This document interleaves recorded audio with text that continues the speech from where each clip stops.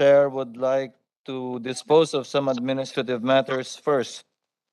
For the record, Chair hereby adopts the rules of the Senate, including the rules on inquiries in aid of legislation as part of the rules of this committee, as well as parliamentary practice and procedure of both houses of Congress. While we are awaiting the attendance and presence of some of our members, may I request the Secretary to kindly acknowledge for the record the presence of our guests both personally and virtually.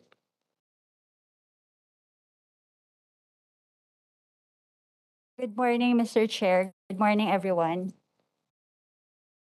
For this hearing of the Committee on Higher Technical and Vocational Education, let me acknowledge the presence of the following resource persons. For those who are physically here at the Senate, we have from the Colegio de San Lorenzo, Attorney Hector Rodriguez, Professor Mary Claire Therese Balgan, and Mr. Danilo Reyes. From the Technical Education and Skills Development Authority, or TESDA, we have Director General Danilo Cruz and Deputy Director General Rosana Urdaneta. We also have with us from the Presidential Legislative Liaison Office, Yusek Bernardino Sayo. For those who are attending online, let me acknowledge the presence of the Commission on Higher Education Chairperson Prospero de Vera III. From the Department of Budget and Management, we have the representatives, Director Perpetual Judea Quezon, Ms. Rochelle Ramirez. From the Department of National Defense, we have Attorney R.J. Lim. From the Land Bank of the Philippines, we have Assistant Vice President Maria Melissa Bernardo. From the Philippine Association of State Universities and Colleges, we have Dr. Tirso Ronquillo. From the Association of Local Colleges and Universities, we have Dr. Joe Hua. From the Coordinating Council of Private Educational Associations, we have Dr. Antonio Del Carmen. From the Armed Forces of the Philippines, we have Brigadier General Doroteo Jose Halandoni. From the University of the Philippines Board of Regents, Dean Danilo Concepcion. President of the University of the Philippines Board of Regents. We have the Director of the University of the Philippines National Institute for Science and Mathematics Education Development, Professor Sherry Lynn Monterola. From the Bukidnon State University, we have Mr. Albert Villanca and with Ms. Wilma Gregory. That's all, Mr. Chair. Thank you.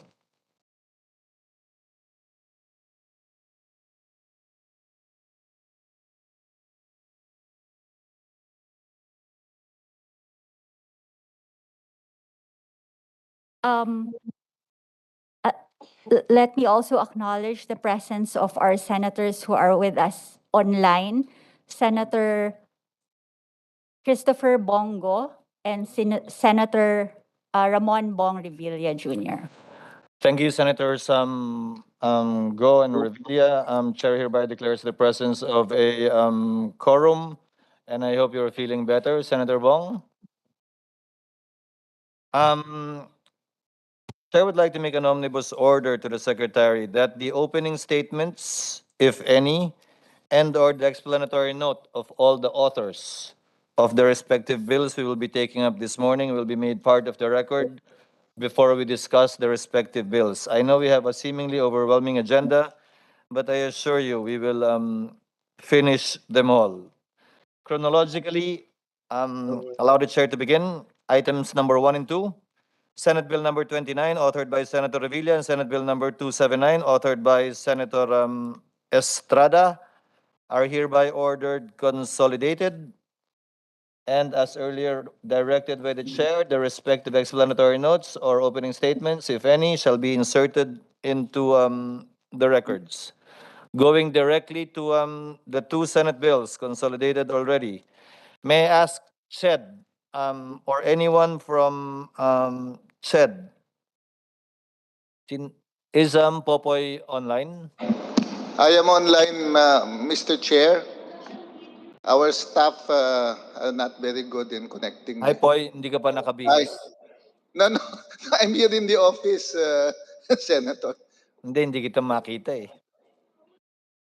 I presume you went through these two Senate bills filed by Senators Estrada and Revilla. They are identical insofar as their proposal to amend RA 10931, and their proposals are quite clear with respect to expanding its coverage and with respect to clarifying some of the provisions we earlier made. I was I was chair of the committee when this was passed, so I'm quite familiar with this.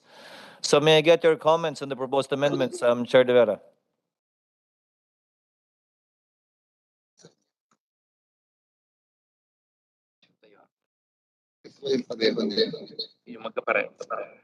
Thank you, Mr. Chair.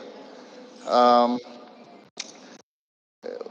in the House of Representatives last week, a similar bill has been proposed, and the comments that I am presenting today is the same comments I also gave to the House of Representatives.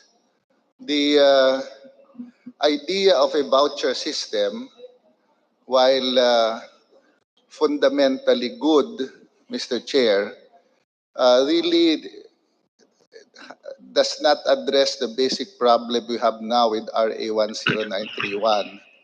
And this is the fact that if we put a voucher system in place, the costs of the expansion of RA 10931 is very significant in terms of the fiscal impact. Currently, under the existing tertiary education subsidy, we have a little less than 500,000 beneficiaries of tertiary education subsidy. About 60 to 70% of these are in private universities, and about 30% of these are in state universities and colleges. Um, the actual possible number of beneficiaries is actually bigger than that. We are prioritizing based on what the law provides. Those that are in private universities where there are no public universities in cities and municipalities, and those in the Listahanan 2.0. We can only afford, given the current budget that is given to us, a little less than 500,000 test beneficiaries. The actual applicants coming from Listahanan 2.0 of the SWD is about 1.6 million possible beneficiaries. So if we're going to expand the coverage of tests um, to also cover a voucher system that will be allocated to poor and academically competent students who opt to study in private HEIs. The three things that the Senate in its bill should define is, first, what does a voucher system really mean? Is it an expansion of tests? Meaning, do we add a new category under the test beneficiaries for vouchers? Is it the same cost as tests, which is 60,000 if you study in private universities and 40,000 if you study in public universities? And we multiply that now by the number of possible additional beneficiaries to this proposed voucher program. Second, Mr. Chair, is once we define it, uh, how will uh, how will academically competent but poor students be defined? Because currently they are defined by government statistics under the Listahanan 2.0 of the SWD, which is based on indicators that is handled by the SWD. Do we also do that to define poor but academically qualified, or are the authors contemplating to expand it to other academically qualified? Because the private schools have been lobbying the Unifast for some time now to also include those that may not be poor by definition of the listahanan, but also need government assistance. So, will that definition be the same as how it is defined by the SWD, or will it be an expanded definition of poor but academically qualified? So these first two questions, Mr. Chair, will have an impact on the third, and that is how do we compute the fiscal impact of this, and will we be able to provide funding for this new direction, Mr. Chair? So those are the three things we'd like to bring to the attention of the Senate in terms of contemplating a voucher system. Thank you, Mr. Chair. Thank you, Chair De Vera. Chair would like to acknowledge at this juncture Senator Bong Revilla, who I understand intends to make an opening statement with respect to his Senate Bill 29 and perhaps be able to address also the issues raised by Chairman De Vera. Senator Revilla, you are recognized, sir. Senator Bong.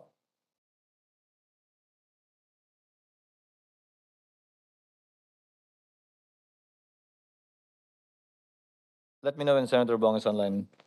Chair De Vera, to begin with, Congress determines the budget and how much you will be allocating for tests or other items in the budget of CHED. Kung ano man yung allocate, yun lang ang malalagay. We have a total of approximately 800 billion worth of unfunded loss anyway. So at least there's a mandate for you to spend on it depending on how much Congress allocates for this particular item. As you said, your targeted beneficiaries are approximately 1.6, 1.5 million, and you can only spend for or provide for 500,000. So the same is true for this. To answer your concerns on definitions, we can include in the law, proposed law, that CHED shall define the academically qualified students, how much will be given, as part of the rules and regulations you will be issuing in order to implement this bill if it becomes a law. And finally, how do you pay private schools right now from TES? Mr. Chair, what was the third question? How do you pay private schools using TES? Okay, the process that we use for The RA1, voucher. no, at the start of the semester, the university submit to Unifast all the possible qualified students that they have. Actually, most of the schools just submit the names of all their students. Once we receive it, we match the names submitted to the database of the SWD listahanan. So if the names match, then they become beneficiaries of the first category of tests, which is those in the listahanan 2.0. Once those names match, we send back the names to the schools so that they can now provide the necessary accompanying documents to provide to show that the students is in good standing, meaning they are students that are duly qualified. And once we are able to get the documents required, we give the appropriate amount to the schools so that they can give them to their students. The other category, which is uh, students who are studying in private universities where there is no public universities in cities and municipalities, technically all the students in a private university, if there is no souk or look in the area, will qualify under the second category. So No, I we give, understand, sir. Sir, I understand. Let me yeah. cut you short a bit. Again, I was chair of the committee when this law was passed. Um, Essentially, the proposed changes that the authors are making are number one, voucher system, correct, Chair De Vera? Voucher system instead of the current system you're doing. Number two, covered pa rin naman ng private, di ba? HEIs under the current law. Only those that have no public universities in their municipality or city, all their students are covered. Otherwise, their students have to be in the listahanan 2.0 of the SWD. So, pag walang university, qualified yon. Pag walang SOC, qualified yon. Pag may SOC, listahanan. Yes. Yeah. So, there's no basic difference in what they're proposing except for the voucher system.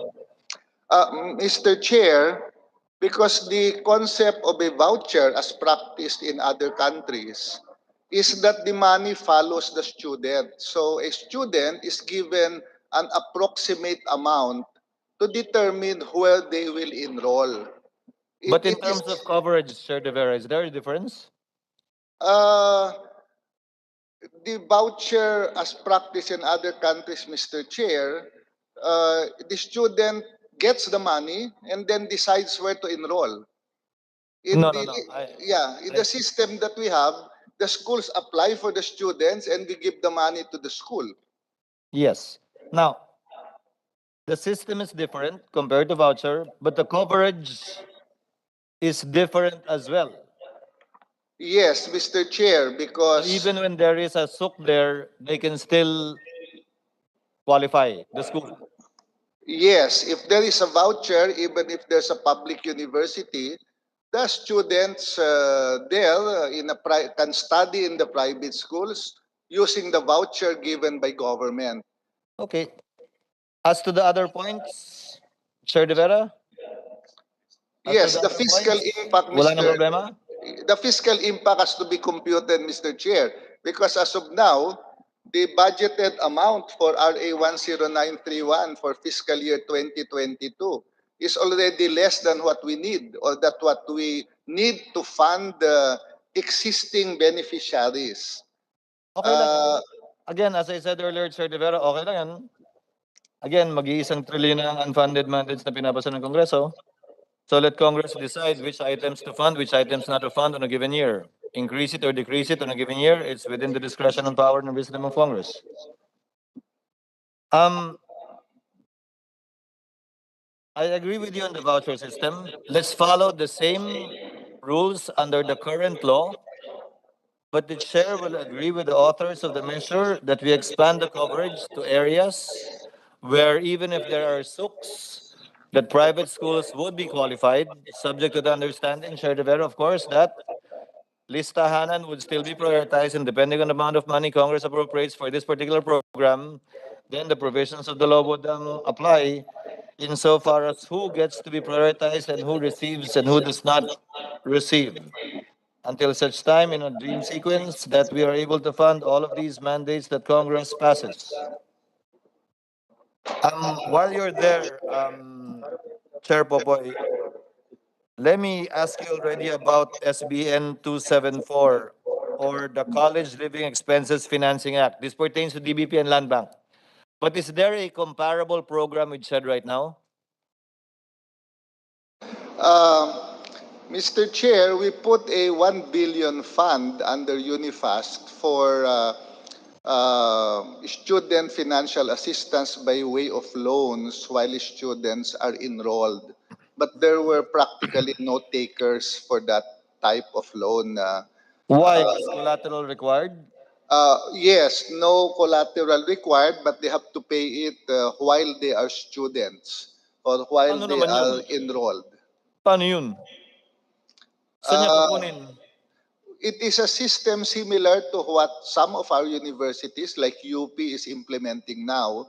UP has a loan program where the students borrow, and they if they pay it within the school year, there is no interest. Otherwise, they have to pay it before they graduate. They cannot graduate if it is not fully paid. This is better, Mr. Chair, than the study now, Pay pay later. later program before, because the study now, pay later program became study now, pay never. The repayment rate was extremely low. It was less than 10%. The government was unable to collect because after the students graduate, government is unable to go after them anymore, because if they don't get jobs after they graduate, how can they pay their loans? And so uh, the CHED has stopped the study now, pay later program, because it is a study now, pay never program, Mr. Chair. Thank you, Chair Popoy. Chair will now administratively order the Secretariat, again, as earlier stated, to consolidate Senate Bill number 29 and Senate Bill number... Sinabi ko na kanina to. In-insert ko na kanina to. Senate Bill number 279, and directs the committee secretary to prepare the corresponding committee report with the following instructions. Page 1 would be as is. Page 2 on the voucher system. Remove the voucher system and let us follow the same procedures being followed by CHED right now insofar as TES is concerned. But the coverage will be expanded to cover private HEIs even when there are SUCs in the area. Prioritization will still be based on listahanan or the amended listahanan. All the other provisions of the bill insofar as minor amendments on laptops, etc., are hereby carried. So ordered. Proceeding now to Senate Bill number 274, may I inquire from, do we have a representative from Land Bank?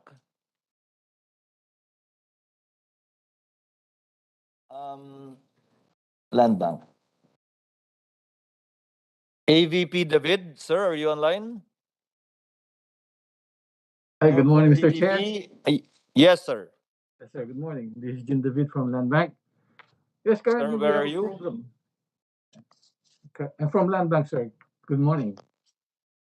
Yes, sir. Yes, sir. Sir, may I get your comments on Senate Bill number 274? On Well, the College Living Expenses Financing Act, which basically asks that Land Bank open a loan window for students. currently we have a loan window for the students under our I Study Lending Program. Hold So on, under sir. I would like to recognize the presence of Senator Tulfo. Good morning, sir. Good morning. Thank you, Mr. Chair. An honor to have you, sir. Thank you. Please proceed, sir. Yes, as I was saying earlier, currently we have a program for the students under our study or lending program, which is the interim students loan for tuition towards upliftment of education for the development of the youth lending program. Under this lending program, we provide loans to students from elementary to high school and college, and the loans is payable either under a short-term loan line or under a term loan of to a maximum of 3 years repayment period. How many years, sir? Up to 3 years, sir.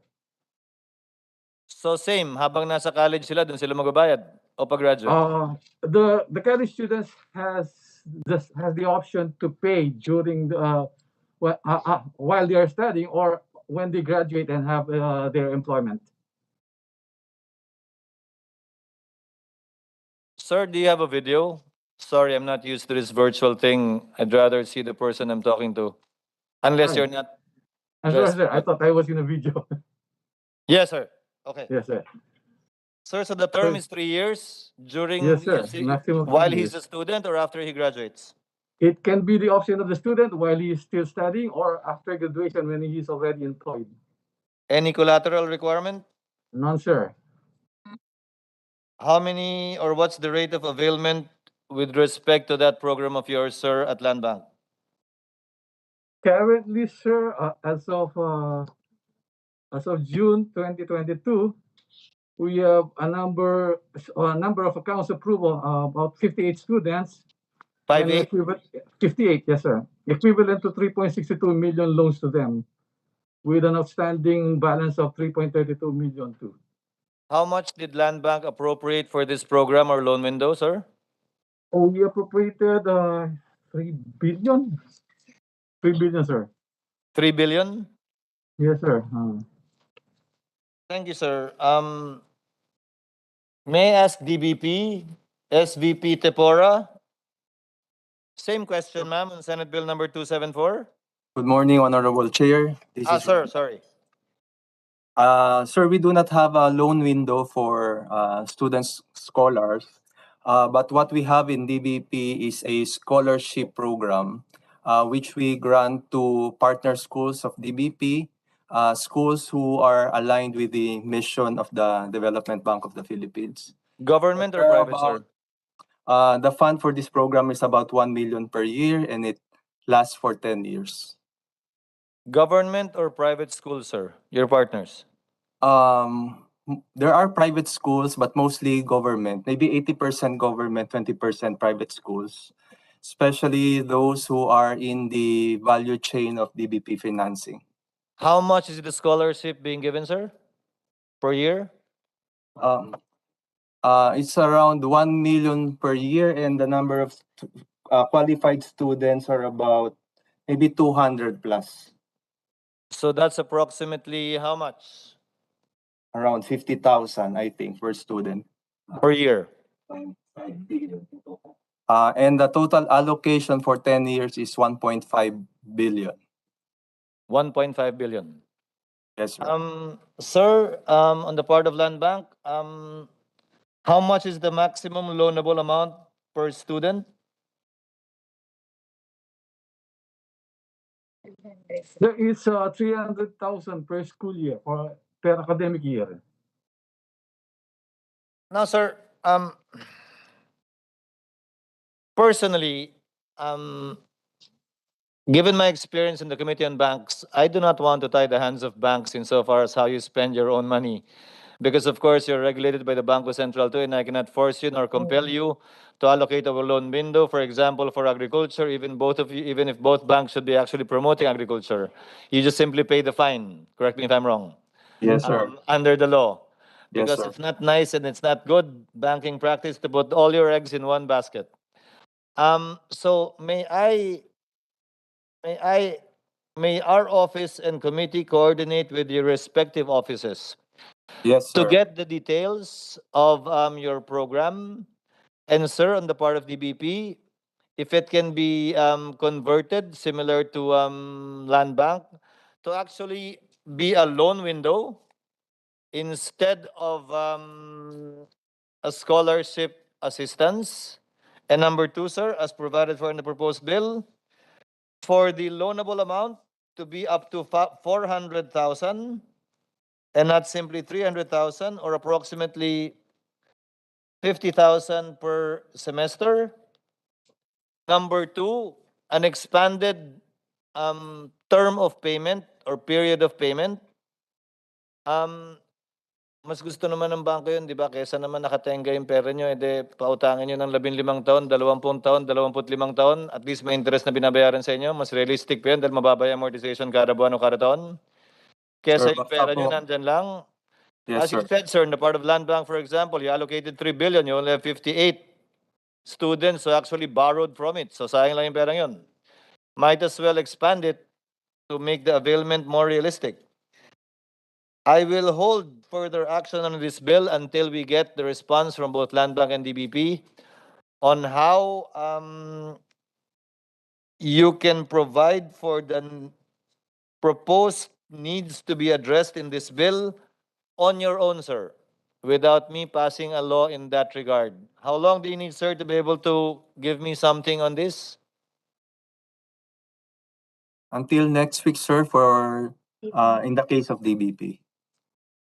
So for the update, sir, we can also provide the update until next week.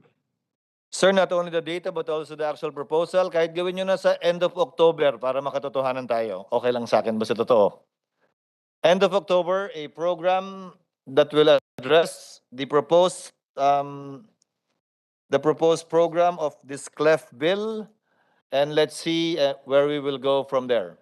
End of October, sir. As long as it's already a program, I presume it would have to go through your boards at some point before it is finally done, but at least there's a draft proposal for the approval of the board. Yes, sir. Best effort. We will do that, sir. Yes, sir. End The of October, instruction sir. is noted. Sabi mo nga, sir, next week, end of October na nga, ikaw naman, kaya na yun. Sige, sir. Okay, sir. Okay, sir. Thank you very Thank you, much. sir. Further sir. discussion and deliberation of Senate Bill number 274 is hereby deferred. Proceeding on items number 4 and 5, Senate Bill number 364 and PS Resolution number 15. Secretary is kindly directed to communicate with the office of Senator Joel Villanueva, our distinguished majority floor leader, if he is amenable to chairing a subcommittee that will handle the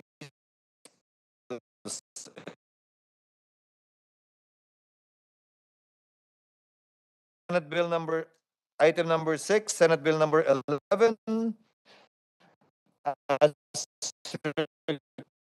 requested by Senator Pia Cayetano, is hereby to take up and discuss Senate Bill number 7 to be chaired by Senator Pia Cayetano. Senate Bill number 251, item number 7, Chair Popoy, can we not incorporate Senate Bill number 251 either in the current law, kasi magsasubmit lang naman ng 5-year development plan na isasubmit mo sa Kongreso or simply include it as part of a special provision in the budget? Chair Popoy? Huwag na natin dagdagan yung mga batas natin. Thank you, Mr. Chairman. The LUDIP law already requires state universities and colleges to submit a land use development and infrastructure plan that would specifically identify areas for faculty housing, student Sir, this dormitory. is not faculty housing. We're discussing the priority infrastructure for state universities and colleges, SBN 251. Authored Yes, by... Mr. Chair, I mentioned that because, as you said, this can be piggybacked in the LUDIP requirement to expand it, not just to prioritize faculty housing students, but require a more extensive infrastructure plan that the state universities will identify, Mr. Chair. So it is Ang pagkakaiba lang possible. naman, Sir Popoy, 5 years instead of a 10-year update. Pangalawang pagkakaiba, kailangan in 6 months, submit nyo sa Congress para malaman ng Kongreso sa pag-allocate ng budget. So we can Yes. include it in RA as an amendment to RA 11396. Yes, Mr. Chair, but I'd like to bring to your attention that the 6 months may not be feasible because a lot of our state universities and colleges are having difficulty completing their land use plans. So what's the period you're suggesting? I cannot speak for some of them because we've been asking them for their land use plan for the past 3 years. They still have not finalized it until today, Mr. Chair. Sir, infrastructure plan naman to, subject to the land use. Chair, would like to acknowledge the presence, excuse me, Chair Popoy, of Senator Bato de la Rosa. Good morning, sir. Thank you for joining us. Okay, Senate Bill number 2, Secretary is directed to convert Senate Bill number 251 as an amendment to RA number 11396, particularly in paragraphs 2 and 3 of Section 3 and Section 7, and insert the provisions therein with the slight change that the period within which to submit would be in a year after the completion of the land use plan mandated by the said law. So after completion na lang tayo, Chair Bapoy. Pag hindi na complete, edi wala kayong sasubmit. Yes, Mr. Chair, if that is the provision, that is okay. Kung hindi sila makagawa ng land use plan, they cannot have an infrastructure program. Kasi Mr. Chair, the problem for some of our SOCs is even more basic. Nandun pa lang sila sa titling of their lands until now. So Edi I lalong don't know. hindi. I don't know when they will be finished, but some of them, they have donations, presidential proclamations that have not been converted into actual titles. So they cannot do land use planning if they don't have the legal instruments for their properties in the first place. Eh, di lalong So, hindi nga. yeah, so best effort na lang siguro, Mr. Chair. We will just submit to Congress what the Whatever you have. jokes have. Thank you, Mr. Chair. Okay, so ordered. Secretary is directed to prepare the corresponding committee report after consultation with the committee staff along the lines directed by the chair insofar as Senate Bill number 251 is concerned. Item number 8 in the agenda, Senate Bill number 468. I know Senator Bato is in favor of this, the ROTC law. My problem is I am against it. But I would not want to stifle the bill. I will step aside and I will offer either Senator Jinggoy or Senator Bato to chair the subcommittee I will create to handle it. If at all, I will simply interpolate on the floor. As chair, I do not want to be a hindrance and let the deliberative body of the Senate decide this matter via majority vote. But let my position be taken on the record already insofar as this is concerned. But instead of sitting on the measure, Senator Bato, you want to chair it? Or I'll give it to the author, Senator Jinggoy. Yeah, it's up to the chairman. Ikaw, Uh, nag-speech ka na tungkol dyan, narinig kita eh. okay, Mr. Chairman, I'm willing to accept the challenge. The Senate Bill number 468 is hereby referred to a subcommittee to be chaired by Senator De La Rosa for the reasons stated by the chair. Yes, thank you, Mr. Chairman. Can I manifest something, Mr. Chairman? Yes, go ahead, Senator De La Rosa. You are recognized, sir. You may proceed. Yes, sir. For the information of the body, we have already an initial talks with Chairman, Secretary Popoy de Vera and all other champions of this bill in the lower house and in the Senate. And we have, and also with the Vice President Inday Sara Duterte, and we have agreed that, there were several versions of this bill, which others were referred to the Committee on Lower Basic Education. And this bill is referred to this committee. But then again, we were in agreement that whether this will be referred to higher education or to the basic education, no problem with us. We can go along all options, Mr. Chair. Thank you. Manifestation is well taken. Thank you, Senator De La Rosa. And you get to choose who among the members of the Committee on Higher and Technical and Vocational Education you would want to be part of the subcommittee. The Secretariat of the committee will be behind you and support you insofar as the hearings of the subcommittee is concerned. Thank you, Mr. Chair. I will just submit to the Secretariat the names of the members. Thank you, sir.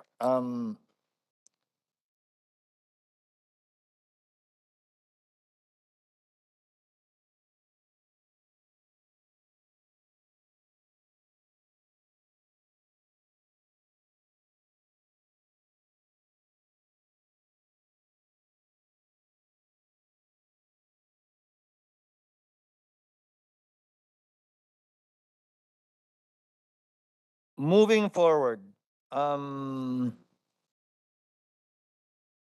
number 9, Senate Bill number 6, on the creation of a department.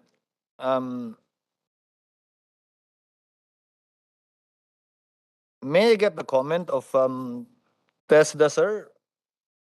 I read the bill. Do you want to be a full-blown department instead of being a director general? I guess your answer would be yes, but do we need it?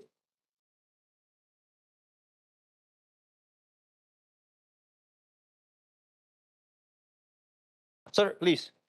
Good morning to the Honorable Chairperson. Director General, yes, Cruz. What's and your position on this, sir? We support the Senate bill, Your Honor. I read it too. Yusek Bernie, what's the position of government? I understand you're reorganizing, you're streamlining.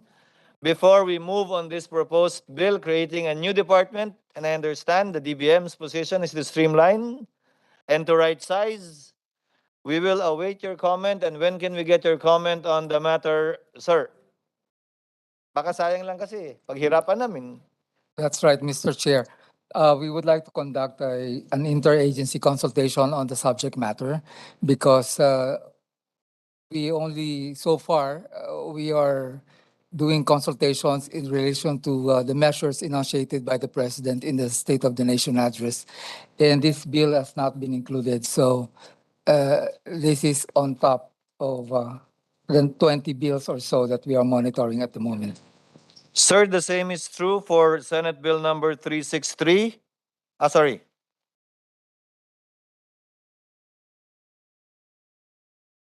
The same is true with respect to Senate number 363, which seeks. Sir, have you read the bill 363? Can I consolidate this with the bill of Senator Legarda so that the comments of the PLLO will be consolidated as well? It seeks to expand some of the functions of TESDA only. We don't have any objection, Your Honor. Okay, Senate Bill number 6 and Bill number 363 are hereby ordered to be consolidated. We shall await the comments to be given by the PLLO as well as the formal comments to be given in writing by the TESDA. Again, sir, end of October, so that you have enough time and no excuses as well. Yusek Bernie? Yes? Director General Cruz? Yes, sir. Thank you, sir. Moving on.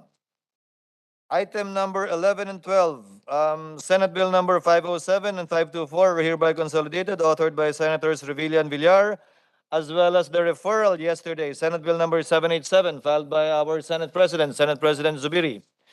The three Senate bills are hereby ordered consolidated. This is the Anti-No Permit, No Exam Act. Chair Popoy, you have policies along these lines, but it is merely suggestive.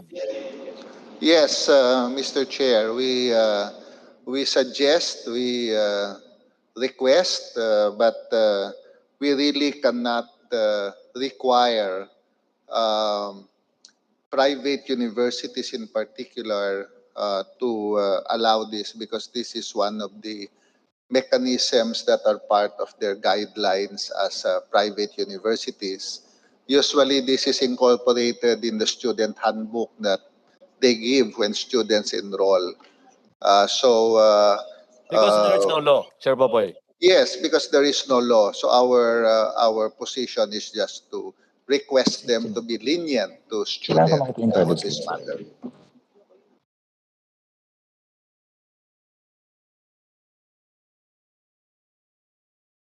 May I, is Dr. Del Carmen online?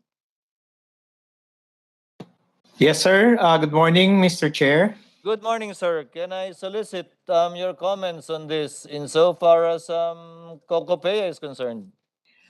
Well, Mr. Chair, we recognize also the need of our students to complete their education.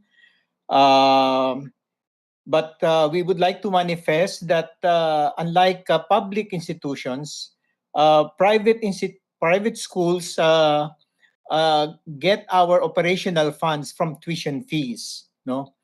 And over the years, we have actually been very lenient to our students. We allow them promissory notes, no? But there is an extent also to how lenient we can be to our students, no? So there are times that we need to be firm, that we had to tell them that unless they can complete their obligation, because enrollment is a contract between our school and the student and their family. But as much as possible, we also want to become lenient to them. There's also an extent. So maybe what we can do, Mr. Chair, is give you our position paper, submit to the committee. a proper position paper on our proposals and recommendations to amend. We'll discuss part that of in a the- bit, sir. We'll discuss that in a bit so that we don't take too much time on this. May I get the Yes, comments sir. of Dr. Ronquillo, sir, of Pasok? Ay, hindi, wag na. Hindi na, Good hindi na morning, kailangan sa Mr. Chairman. Pasok. Good morning. Good morning, Senator No, no, Chis. sir. No need, sir. Okay. Hindi naman applicable sa inyo to eh. Yes, Mr. Dr. Chair. Hua of ALCO. Good morning, Dr. sir. Hua? Yes? In local universities and colleges, we are so lenient with our students, especially that this no permit, no exam is not applicable since they are all paid by the government. Okay. Same pala. Now, sir, if I may direct my questions to Dr. Carmen. Sir, Yes, the sir. proposed bill states that you can withhold the release of grades still. You can deny admission to the student in the following year. And you can withhold the issuance of clearances. Yes, All sir. that the bill desires or wants would be, or would want would be, huwag pigilan mag-exam dahil kung hindi, siyempre, hindi mo na mahahabol yun. Di ba? Meaning, hindi nakapag-exam eh. So, paano makakatuloy susunod doon?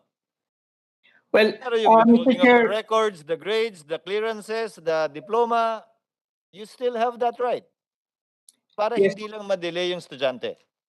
we understand, Mr. Chair, and like as what I have manifested, we also allow promissory notes. We allow our students to issue promissory notes. Andito But rin yan, sir. this only applies to students who are delayed more than 50% of what they have paid. They have excess unpaid balances. That's when we become firm to our students. Other But than sir- that, sir, we allow our students to issue promissory sir, notes. Yes, sir. Then deny admission or enrollment in the following year. Kung gano'n na kalaki yung utang niya. Again, the only thing that the bill wants to do is to prevent the schools from disallowing a student to take the exam. That's it, So kung gano'n na talaga kalaki utang niya, wag niya, nakalagay naman sa proposed bill, deny admission in the following semester or school year. Not to issue the diploma, the grades, or any clearances. It's just the taking of the exam. It's just the taking of the exam. Kumbaga, pinakamalaking mawawala sa inyo, isang semester. Kung ang utang ng estudyante, 2 taon na, ba't nyo ba pina-enroll ulit ng pangatlong taon? The bill recognizes that right, to deny enrollment.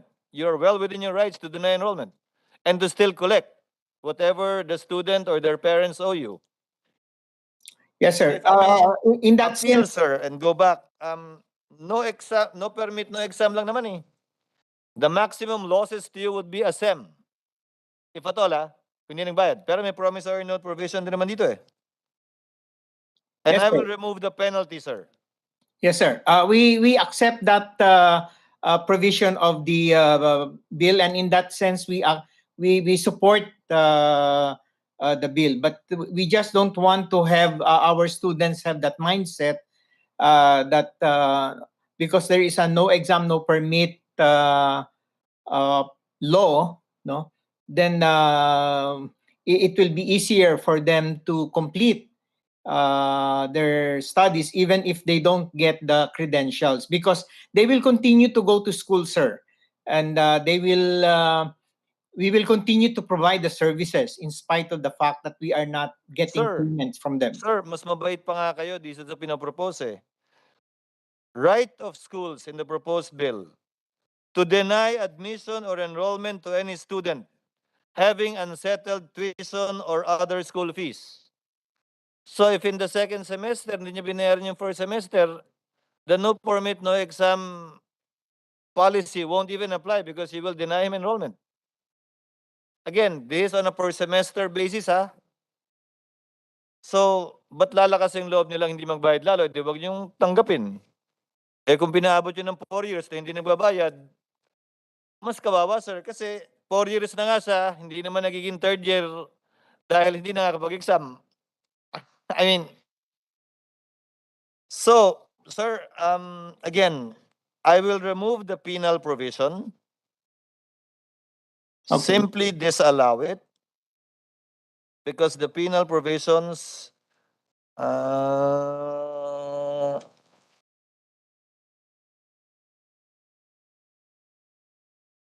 we'll amend the penal provisions. Hindi naman pwede pati yung teacher.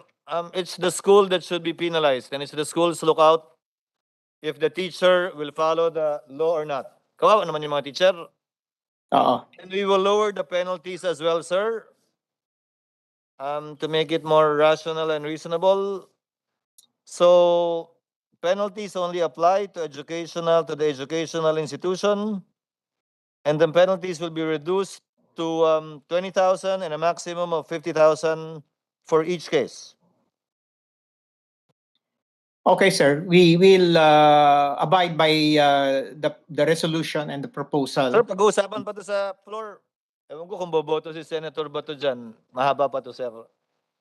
You can participate in the floor debate, sir, as well by talking to any member of the Senate in order to voice out your other concerns.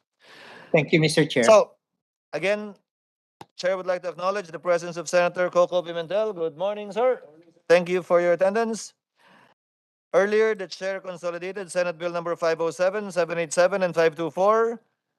Chair hereby directs the Committee Secretary, as discussed, to prepare the corresponding committee report for the signature of members along the lines discussed by the Chair earlier, especially on the provision of penalties. So ordered. Item number 13, the NISMED Act. Senate Bill number 508, filed by Senator Revilla. If I'm not mistaken, President Danny Concepcion, you're the one that should be talking to us about this. President Danny Con?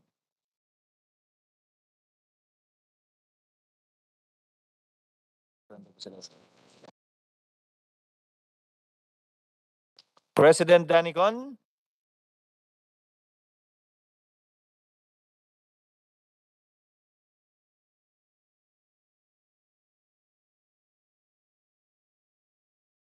Sir?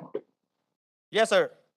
Sir, may I get your comments on the proposed NISMED Act of 2022, Senate Bill number 508, filed by Senator Revilla? Wala kaming objection kasi meron na kaming existing na NISMED. Meron ng NISMED, the National Institute for Science and Math Education Development sa UP, at ito ay kasalukuyang naka-attach sa College of Education. Kung ito ay gagawing isang government agency na naka-attach din sa UP at bibigyan ng pondo para ito ay mapalaki, mapa-expand ang kanyang mandate, wala kaming objection, Your Honor. Sir, under UP pa rin yung proposal nila ni Senator Yes, Revilla. sir. Okay, so... Plus may 100 million ka pa. Sir, maliit yung 100 million. Dati nga wala, sir. Ikaw naman. Hindi, pero kung palalakihin natin, gagawin natin nationwide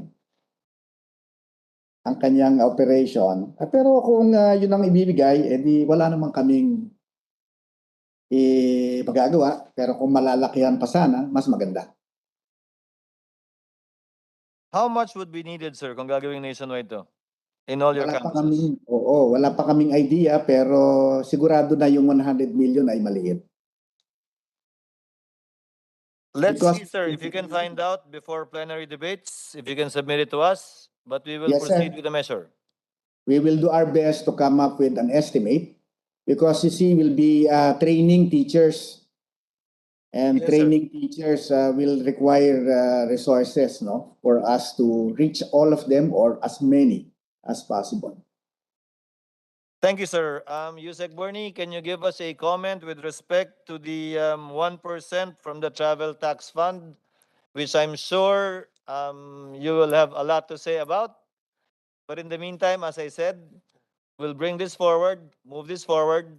Kindly give us your position before it's taken up on the floor in plenary debates. Kung tatanggalin ba to o hindi, kung hindi lang papayagan, kung i-veto lang, kasi wala namang line item veto dito, buong batas yung veto niya eh. So, di ba? Send us your position on this because we can amend it on the floor. But in the meantime, we'll place it here. Senate Bill number 630 is hereby approved. Committee Secretary is directed to prepare the corresponding committee report subject to the conditions stated by the chair with respect to the comments of UP on the amount needed to actually implement this act nationwide, and the comment of the PLLO, and get the position of DOF with respect to section 6 B of the proposed measure. Chairman, 6:30, Senator Pimentel is recognized. 6:30 or 5:08? Where are we now? 508. 5:08. I heard 6:30. Sorry, 508. Kasi 5:08, no? So there is already an existing National Institute for Science and Mathematics Education Development, and it is, Yes, sir. although it carries the name national, it is just lodged under Education Department of the UP. Ganun po ba? Parang interesado kasi ako rito because I'm a mathematics major, pero nararamdaman ba ito? Itong existing one? Itong existing? Yes, it was merely approved and created. ISMED at UP.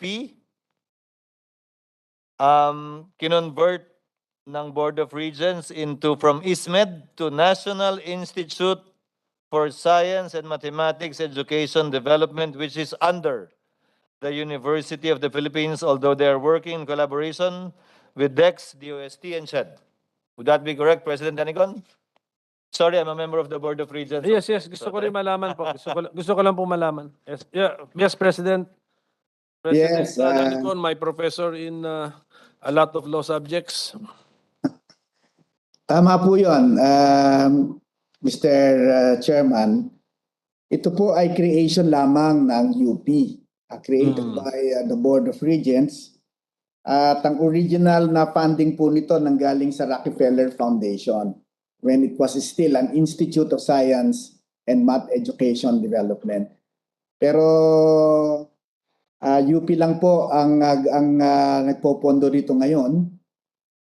Meron yata kaming pondong nakukuha sa GAA for this. Kaya po maliit lang yung aming operation.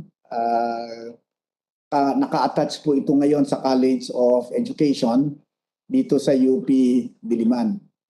Pero kung gagawin po itong nationally funded agency na naka-attach pa rin sa UP, wala po kaming objection. And to make it sustainable, ang funding proposal po doon sa Senate bill ni Senator Revilla ay meron siyang one-time funding na 100 million at meron siyang 1%, no? Na meron po siyang 1% yata na share doon sa isang collection ng government. We will be happy if this bill is approved. But anyway, we will subject it to more debate on the floor according to the When chairman. we get the comments of Kasi we'll get. UP on the amount. Ang akin lang offhand, we are making it national. It's given the name national, and it's now by law instead of Board of Regents resolution. Ang aking is why will it be attached to UP? It must be a national institute where all colleges, all universities can freely interact with the said institute for their science and math education development. So For proper deliberations on the floor, you're correct, Senator Pimentel, because even the proposal of Senator Revilla is that it shall be under UP. correct, kaya nga. So kasi we're giving it the name national. So that's I will bring that up on the floor if the version should carry National. that provision, Mr. President. Understood, and we would welcome the suggestions of the good senator at the proper time in the period of amendments. Thank you, sir. Mr. Chairman. Moving forward, Chair hereby orders Senate Bill number 630 and 845 filed by Senator Revilla and Senator Angar to be consolidated and assigned to a technical working group under the secretary so that the same can be threshed out more thoroughly and for the position papers to be submitted, given that this is a relatively complicated measure involving a lot of things that need to be rationalized and reconciled. Moving forward, Senate Bill number 676, item number 16.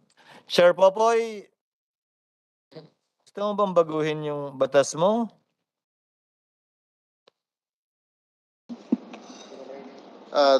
Thank you, Is Mr. there a Chair. need? Yeah, this bill that wants to right-size CHED passed the House of Representatives on third reading last Congress, but was not passed by the Senate. It reached the period of interpellation,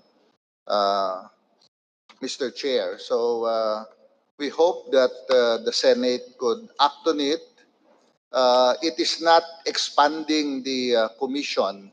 It is actually right-sizing the commission, because what has happened since 1994 is that when CHED was created, it was a commission that did not have implementation responsibilities. It was basically, that's why it was a commission. It was supposed to be policy making. It was supposed to be regulation. It was supposed to oversee the higher education system. But since 1994, Congress has passed numerous laws that have added implementation responsibilities to CHED, including the latest, which is free higher education. So now, Pala to dati. we have a situation where the organizational structure of CHED is not really consistent with the responsibilities given by Congress. And so what the bill does is really consolidate in one bill all the mandates of CHED, the original ones and the new ones through enactment of Congress, and right sizes it so that we can have the proper administrative structure to implement the various programs and policies given to us by Congress, Mr. Chair. So we hope that this could pass the Senate so that we can function and be held accountable for the responsibilities given to us. We're a very, very small agency, Mr. Chair. We have, I think, about 1,300 employees. More than half of that are contractual employees to oversee about 2,000 public and private higher education institutions, about 4 million students, and the responsibilities entrusted to us are simply not consistent with our structure and our personnel, Mr. Chair. So that's the reason why we are consolidating the functions of CHED into one law and allowing us to be able to restructure the commission. Thank you, Mr. Chair. Actually, I read the Senate bill proposed by Senator Estrada, and most of the amendments proposed by Senator Estrada indeed empowers CHED to perform its mandate better. Given the fact, and upon consultation with the minority floor leader, given the fact that this was approved in the previous Congress at the committee level here in the Senate, Chair directs the Secretary to take note of the interpolation points on the floor and insert the same as may be possible and relevant, and the Secretary is directed to prepare the committee report for deliberation of the plenary. So ordered. Item number 69417, Senate Bill number 694. An act establishing the Foreign Science Institute. Ito ka na naman, Coco, at UP. President Danicon, Well, ang intindi ko kailangan ba po ng dun batas nito? Pwede natin pag-usapan sa Board of Regents to. well, parang ang intindi ko dito, they want an institute on forensic science to be opened in UP. Magtuturo po kami ng forensic science at para suportahan yung forensic science as an academic and research activity, ginagawa po ang batas ng Forensic Science Institute sa UP. Wala po kaming objection dito, provided na dapat may kasamang items yung pong batas. Dapat ay bigyan ng utos. Not mere funding, kasi may cap kayo eh. Yes, sir. At saka hindi lang sir yun. Siyempre, hindi uubra na funding lang kasi ayaw namin na ang mga tao na magpapalakad nito ay puro contractual. Kasi po magtuturo sila, maggagawa kami ng course para i-offer ito. Kasi kung hindi naman ito gagawing academic, baka po maganda ibigay na lang sa ibang ahensya. Wag na sa UP. Pero kung sa UP nila ibibigay, dapat ito ay academic and research. At mai-involve ang aming mga faculty, magkagagawa kami ng kurso para po dito pag-aralan ng mga estudyante. Para po ito maging effective, kinakailangan meron kaming mga items na i-create ang DBM. Otherwise, magiging puro contractual po ang mga tao dyan, lalaki po ang problema ng UP. Kasi puro contractual na yung mga tauhan niya.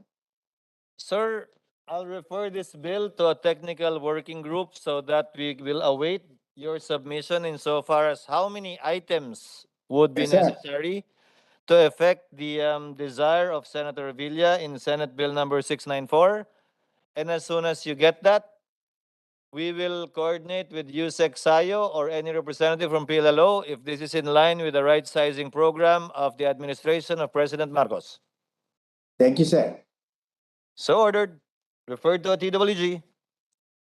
Sir, if you can have it before the end of October, the proposed staffing pattern.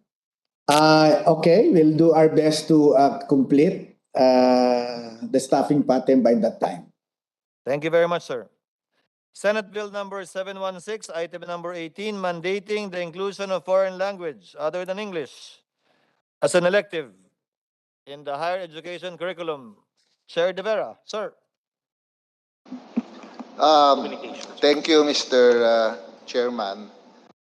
The policy issue really here is whether we continue adding subjects or courses at the tertiary level, where in fact there are already proposals also by policymakers that in higher education there should be fewer subjects because the Agree. subjects have already been moved to senior high. We have seen a trend over the past years of Congress passing additional But sir, this is an laws. elective, This is not a required course, Because Just if an elective. wala namang problema, Mr. Chair, maging elective, pero these additional language courses are actually important. We have been urging our universities to do this already. And many of them are providing electives as a foreign language program. So wala namang problema kung elective lang. But if that is the intention, but that really doesn't, change what is existing now. The universities are already providing foreign languages aside from English as an elective. So if there is a policy change, the policy change should be, really the debate is whether we should add it. Kung elective lang, wala po kaming problema because that is already existing right now in our higher education institutions. Sir, can you give me data on how many HCIs are actually offering a foreign language as an elective course? Yes, we So will that we can provide that, Mr. communicate Chair. with Senator Poe if there is still a necessity of approving this bill? Yes, we will provide it, Mr. Chair.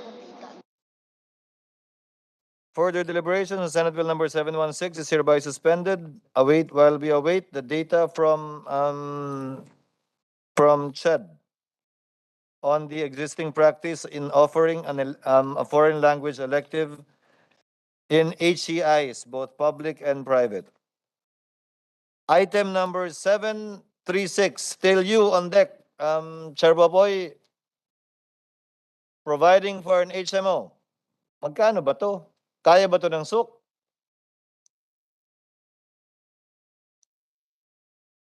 Uh, Mr. Chair, some of the universities want to do that, but the argument of the national government is PhilHealth is already there. Is what? That PhilHealth is already provided to government employees. That is the reason why this is not allowed in public universities. Naiinggit po sila kasi sa Senate may HMO card ang mga taga-Senate I at was about to taga-House. say that. Pero ang mga taga-executive agencies, wala po dahil pinagbabawal. Kung bibigyan ng HMO yung mga nasa public universities, ba't naman po kami magrereklamo kung papayagan? No, but it's chargeable under your budget anyway. Yeah, but it will not be allowed by DBM and COA. We cannot ask for appropriation to do that because the argument is PhilHealth is already there.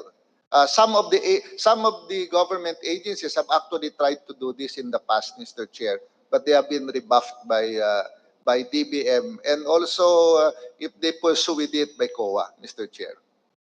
With the permission of Senator Pimentel and Senator Bato, let's get the comment first of PLLO on this, what their position is.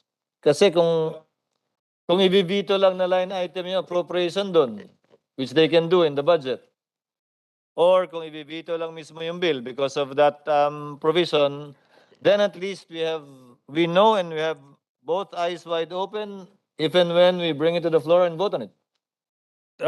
I agree, Mr. Chairman, but ano siguro the issue is actually deeper, no, than HMO. Yung pala pagbabawalan. So we have to know the legal basis for COA's anticipated disapproval of such a subscription to an HMO by Yeah, the but SUPs. more DBM eh. Never pa naman pinayagan eh. Pero may narinig kasi ako na takot din silang, parang sure silang habulin sila ng COA eh. So, this provision of law, ma-identify dapat natin ito.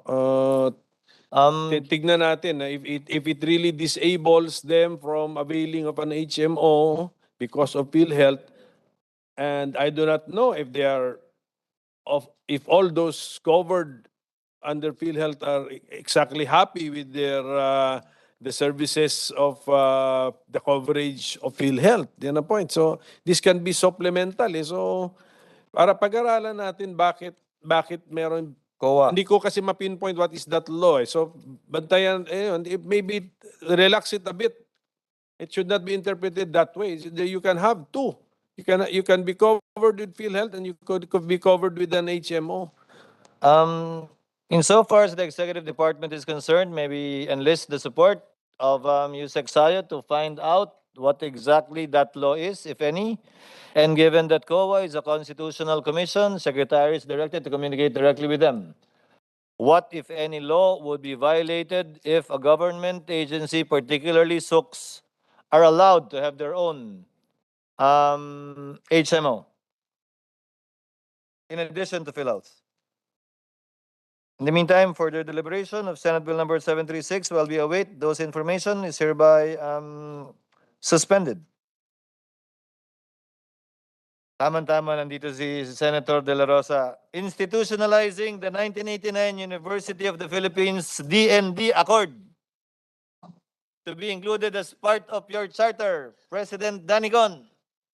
Yes, sir. Sana po ay pagbigyan na ito this time.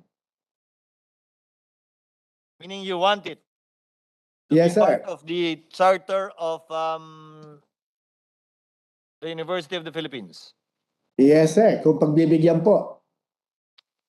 Can we get the comment of Brigadier General tama? Halandoni?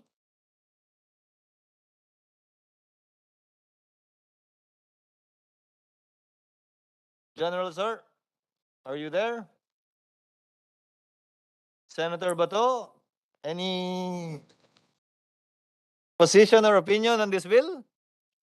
Actually, Mr. Chair, I'm here just to listen to the points to be raised by the resource DND. person from DND. And, May- afterwards, I will just interpolate on the floor, Mr. President, Mr. Chairman. Maybe hear from ASEC D, if he is online from the DND.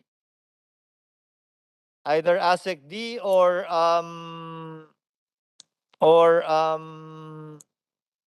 Brigadier General Halandoni.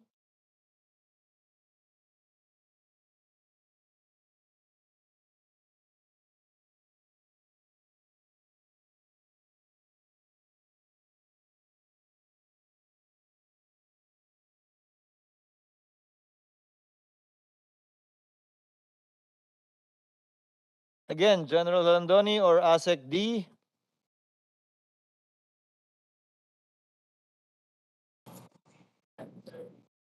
Senator Bato, pag hindi nagsalita yan, naaprubahan ko to. Yes, Mr. Chair, kung patulog-tulog sila, then bahala sila. Di ba? They should Chair, voice their opinion para malaman natin. Chairman, habang naghihintay, can someone discuss the salient features of the said accord? President Danicon? Well, mahaba po kasi yung istorya nito. It Kahit began yung salient features lang daw, sir. Yung salient features lang, Prof. salient. Well, una, hindi maaaring pumasok sa campus ng university ang mga law enforcers nang wala muna silang pasintabi, no? They have to notify the authorities in UP. Kasi po, dahil academic itong ating campus, pagka po pumapasok yung mga militar, ay medyo nagkakaroon ng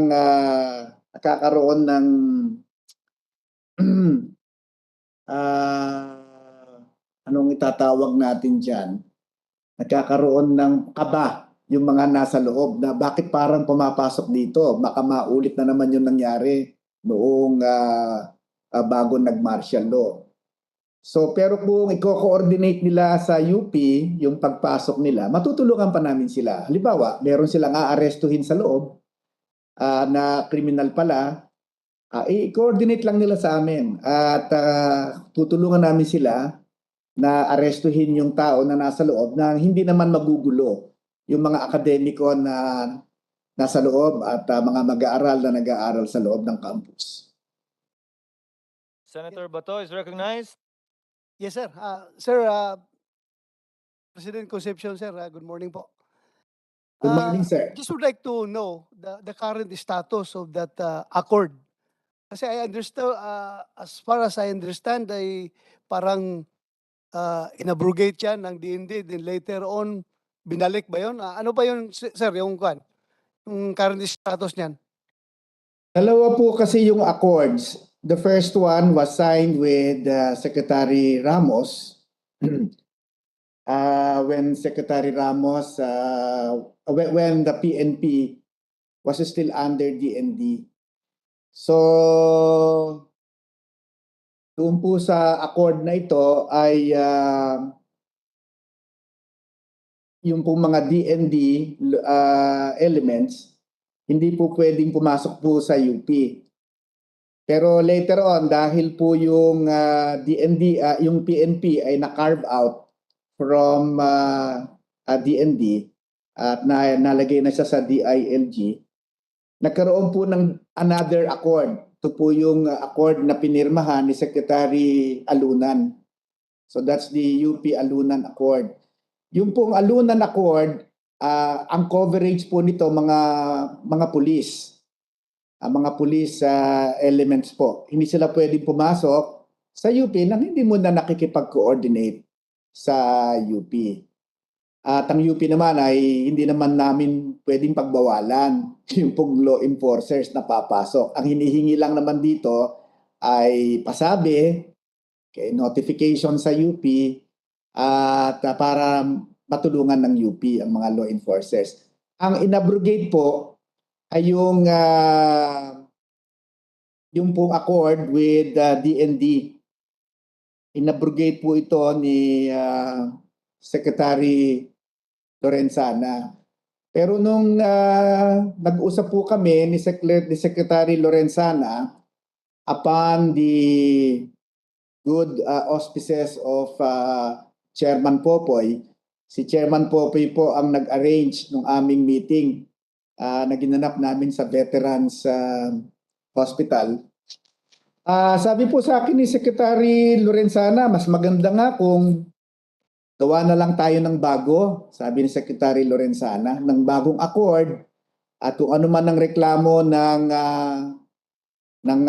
mga law enforcement units sa kanilang pagpapatupad ng batas, baka isolve na natin doon sa bagong accord na ating gagawin. Unfortunately, hindi po natuloy yung bagong accord na gagawin sana namin ni Secretary Lorenzana. In the meantime, yung pong mga UP alumni na nasa Senado at nasa Kongreso, nag-file po sila ng bill para po ilagay na sa batas provisions ng accord na inabrogate ni Secretary Lorenzana. Para nang sa ganon, hindi na po ito basta-basta maa-abrogate unilaterally by a sitting Secretary of National Defense or a sitting Secretary of the Department of Interior and Local Government. Kailangan pong dumaan siya sa proseso, legislative process, para po mabago yung ilalagay sa aming charter. Kung ito po ay pagbibigyan, halos pareho lang naman po yung provision ito na nakalagay doon sa accord na pinirmahan between DND and Thank you, President Danicon. I understand General Brigadier General Holandoni is already online. Sir, are you there? Brigadier General Halandoni, sir? Or ASEC Eric D?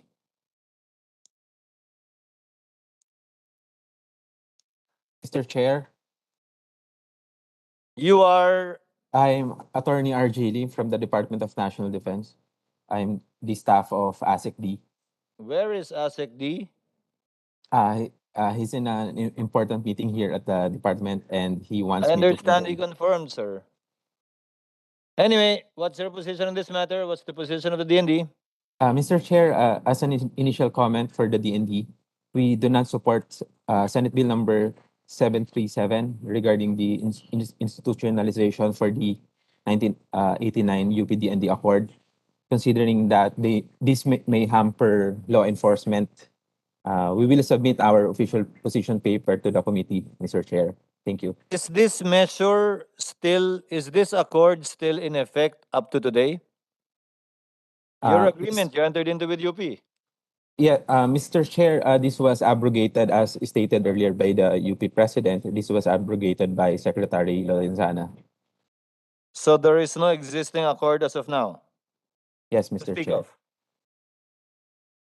So the title of the bill should be An Act Institutionalizing the Abrogated 1989 UP Accord. Sir, can you submit to us the document abrogating it if there's an official communication or memorandum issued? Pwede ba yan, President Danicon, pwede ba yan i-abrogate unilaterally? Well, ang position po namin hindi na niya po pwedeng i-abrogate unilaterally. In fact, ang position ng UP, lahat po nung provision noong accord ay pagkilala lamang ng national government sa existence at enjoyment by UP of those rights recognized in the DND.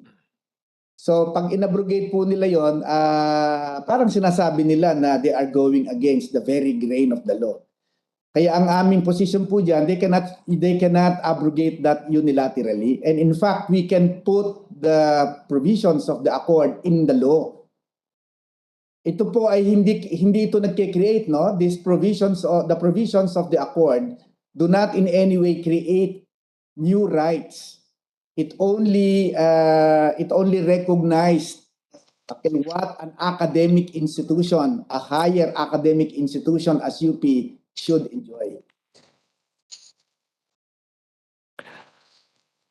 Thank you, sir. Sir, can you submit to us your formal position on the matter insofar as each and every provision of the accord that is proposed to be included in the charter as we Yes, sir. likewise await for the position paper of the DND and the document evidencing its unilateral abrogation through Attorney Lim. Attorney Lim, nandiyan ka Yes, pa? Mr. Chair. Yes, Mr. Chair. We'll Yes, submit. sir. Thank Kindly you. submit to us those documents before the end of the month. You have enough time to do that. It's ready anyway. And Yes, most of Mr. the Chair. provisions in the accord, sir, as you said earlier, President Anicon, if it does not add to existing rights provided for already under the law, particularly the law on revised criminal procedure, can you show that to us too, so that we can decide accordingly? We will submit our position paper, Mr. Chairman. Thank you, sir. In the meantime, Senate Bill number 757 is hereby suspend. Further deliberation on Senate Bill number 757 is hereby suspended. Item number 21, SUK tenured personnel housing. Chair Popoy, I have a problem with this. SUK tenured housing in campus. As a Nakita ko na sa UP yan, nakita mo na rin sa UP yan, ang mangyayari dyan, lahat na nakatirang in campus, na tenured personnel, parang sa Camp Crame, parang sa Camp Aguinaldo, puro retired na. At yung bagong empleyado, siya na yung wala. That's my main problem with this. Now, a housing program by a SUK outside of the campus, I have no problem with that. Sir Popoy, can I hear your comment? Thank you, Mr. Chair. As a basic policy, we support and urge our state universities and colleges to provide in-campus housing. But I share your concern that this must be run well because, like in the case of UP, this has been problematic for a very long time. It seems to be alien to some of our faculty members that when you retire that you have to give up your housing, and many want to keep it beyond retirement. So and our state universities are not very good in enforcing the provisions of housing only until you retire. But we have been in discussion actually, Mr. Chair, with the Pag-ibig Fund because Pag-ibig has opened a new facility where state universities can actually borrow the money for housing and pay it at very concessional rates. UP did this a long time ago for its Hardin projects. UP took a 20-year loan from Pag-ibig and was able to repay it in only 12 years.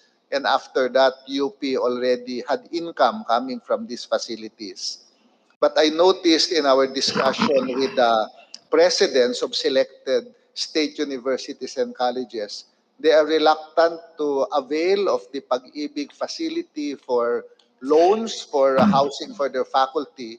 They would rather wait for Congress to give them money to provide housing for their faculty members. And if you depend on Congress to provide funding for your housing projects, it's not going to happen, Mr. Chair, because the amounts needed to put a comprehensive housing program for all tenured faculty is very huge in many of our state universities and colleges.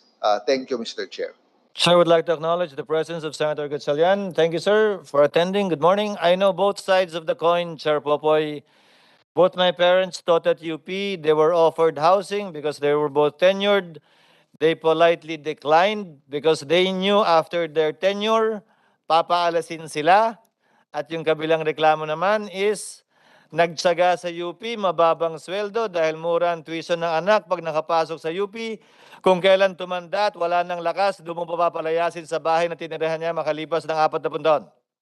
Would that be an accurate depiction of the situation? Yes, Mr. Chair, except nung unang panahon kasi mas madali pang kumuha ng housing outside ng mga universities. Ngayon, napakamahal na po at napakahirap at maraming mga faculty ang nagtsatsaga sa mahal na rental sa labas ng mga campuses, I think they would really benefit if there is in-campus housing because a lot of our state universities and colleges have a lot of land that is available.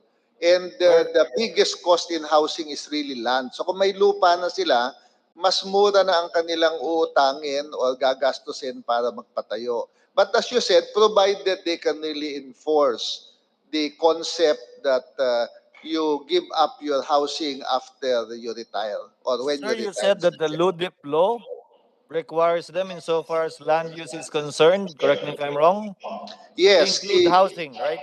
yes, the LUDIP law is very specific that in their land use plan, they must identify areas for housing for their faculty and Under a dormitories for their usufructuary students. arrangement, right to use while they are in the school.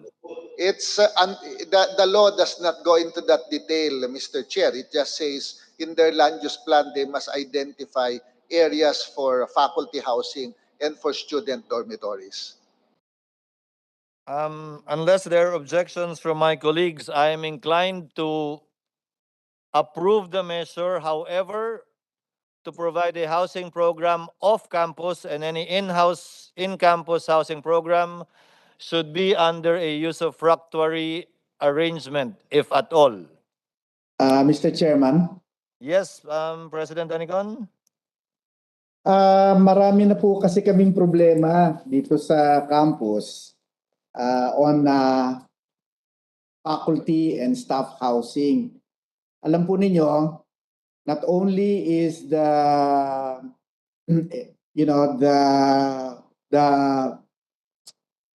the pull out of the faculty after retirement. Hindi lang po 'yon ang problema. Okay, hindi lang yung pag-pull out nila. Ang problema namin din diyan ay repair and maintenance. Kasi since the building structure ay hindi pag-aari ng mga faculty, they don't really want to invest in repairing and maintaining the facility. Pero kung ito po ay to own, kung makakaisip tayo ng arrangement with Pag-ibig na magbigay sila ng loan at ito namang university ay magsasubsidize for the acquisition of the lot, baka po mas maganda dahil hindi na sila paaalisin. Pero ito po hindi po pwedeng on campus. Mauubusan po tayo ng lupa kung lahat ng ating mga faculty at empleyado ay natin ng housing. Maski po temporary. Maski temporary, we cannot afford to give, to devote a big part of our land for housing.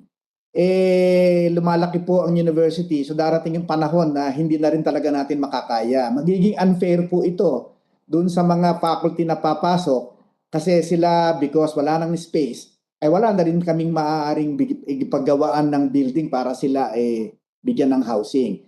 So ang maganda pong, ang akin pong tinitignan dito na solusyon ay off-campus to own housing accommodation, to own ito, hindi na po lease. Yung pong ililis nila sa amin, yung babayaran po nilang lease para doon sa kanilang unit at yung cost ng maintenance and operation po, pwede pong iyon ang gamitin ng university to subsidize the acquisition of land. Yung pong land, mahal na kung malapit sa university. Maybe yung lupang i-acquire ay dapat nasa labas na ng university at kung ang problema ay ang pagpunta nila sa university, pwede po tayo mag-provide ng shuttle service. Pero ito po ay to own at mamahalin nila yung bahay nila sapagkat ito ay kanilang binibili sa university at a subsidized price. Subsidized po yan kasi yun namang subsidy ang ating tugon sa kanilang pag-stay sa university ng matagal na panahon. They will be spending the best years of their lives in the university teaching students. So yun naman po ang ating ganti sa kanila na mag-acquire ang university ng lupa.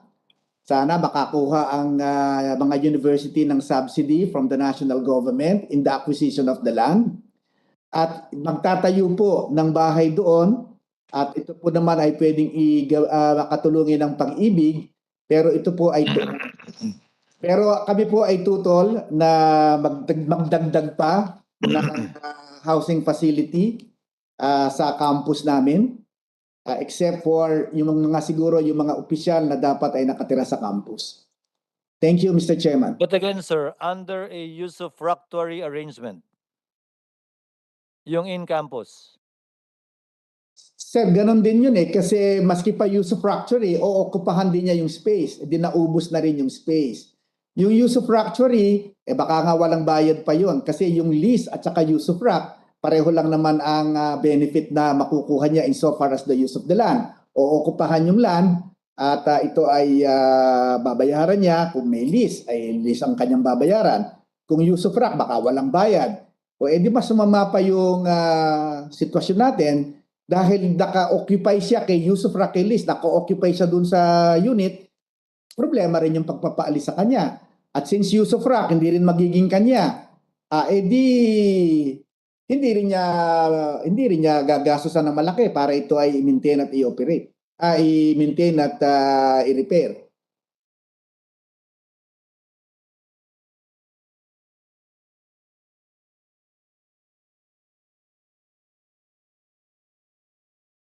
The written position paper of CHED, of UP, of PASUK, and ASUK, insofar as the proposed measure of Senator Villanueva is concerned. So ordered. Second to the last item, Senate Bill number 613. Chair Popoy, if you have no objections, I will approve this.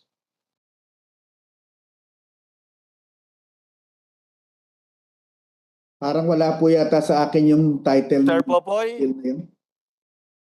Chair Popoy, Senate Bill number 613. Mr. Chair, I'm looking for the copy here. I don't see a 613. No, it's basically converting the satellite campuses of the Bukidnon State University into regular. Okay. Yes, Mr. Chair. I'm ready for that. Yeah. Chairman, Senator Pimentel? for my education, ano to? Ano mangyayari to? A satellite campus will now be converted into a regular A campus. regular campus. So, andun, wala lang, basta it's May there. requirements and said para maging regular campus eh. Ano ito, Chair Popoy, anong practical, nito? So ang tanong, Practical effect sila o hindi? Mr. Chair, medyo mahaba ang kwento nito if you will allow because this has been yung problematic. Chairman, yung practical effect lang in converting a satellite campus into a regular campus. Ano yung nag-aaral doon sa satellite na gawin mo ng regular, anong pagbabago mararamdaman niya? It will require appropriation, additional funding, Mr. Chair, for facilities, for permanent items, for libraries, etc. Because a satellite campus, by definition, is a stopgap measure where a state university can put on a temporary basis learning facilities in areas to provide access. It is not meant to be a permanent system. For it to be permanent, they have to become a regular campus somewhere along the line, but they have comply with CHED requirements on faculty, facilities, etc. Yung po mga temporary, yung mga satellite campuses, usually they hire contractual teachers. In other instances, the local government hires contractual teachers to teach. Konti lang po yung mga tinuturong degree program dyan, minsan isa o dalawa. If they become a regular campus, they can offer other degree programs that are compliant with CHED requirements. They will require a library, they will require facilities. So it has a fiscal impact on the national government, Mr. Chair. Senator Pimentel, we passed similar measures before in the previous two Congresses ago when I was chair of the Committee on Higher Education. Basically, what we just provide is they are authorized to convert satellite into regular campuses upon compliance. So magiging regular campus siya upon compliance with all CHED requirements. At walang timetable, Chair Popoy. Para kung hindi sila maka-appropriate para dun sa facilities na nire-require ng CHED, then they will not be a quote-unquote regular campus. If they start appropriating and constructing the facilities and comply with the requirements of CHED, then that's when the law takes effect and they will be recognized as a regular campus. But until such time, they will remain as satellite campuses. Parang conversion lang din ng college into university. Dati kasi naglalagay pa ng period eh. Na within 5 years, 7th year, doon nila na-comply, magpapasa na naman ng batas, hindi na, until they comply na lang. So the same Pero is ito pong gagastusin dito to upgrade the facilities of the former satellite campus, which is now a regular campus, will not come from funds generated by the state university, but they will be in the GAA. presumably from the, Is that the case? presumably from the author and current Senate President. Oh, precisely. So it will be found in the GAA din pala. So hindi The budget of the SOC is in correct. the GA. Yeah, but precisely. Hindi pala ito abilidad ng state university na you have you manage your budget well, you have extra income, you have disposable income, you have fiscal elbow room, and then therefore you create satellite offices. So Mr. Chair, Mr. Chair, Mr. Chair. Yes, Chair Papoy. Yeah, the GAA implication of this is because DBM has to create permanent faculty items for all the satellite campuses. So the more satellite campuses, the more faculty items are needed, the fiscal impact is significant. Now, for the other costs of the satellite campuses, the state universities actually can use their income for some of the infrastructure, the repairs, etc., yeah, if they have significant income. But if there are many satellite campuses, then the income of the state university might not be able to cover the improvements of the campuses. So that also will have to come from the GAA. So the GAA component is basically the PS cost of this, plus other costs like capital outlay, if this cannot be funded by the income of the state universities. Thank you, Mr. Chair.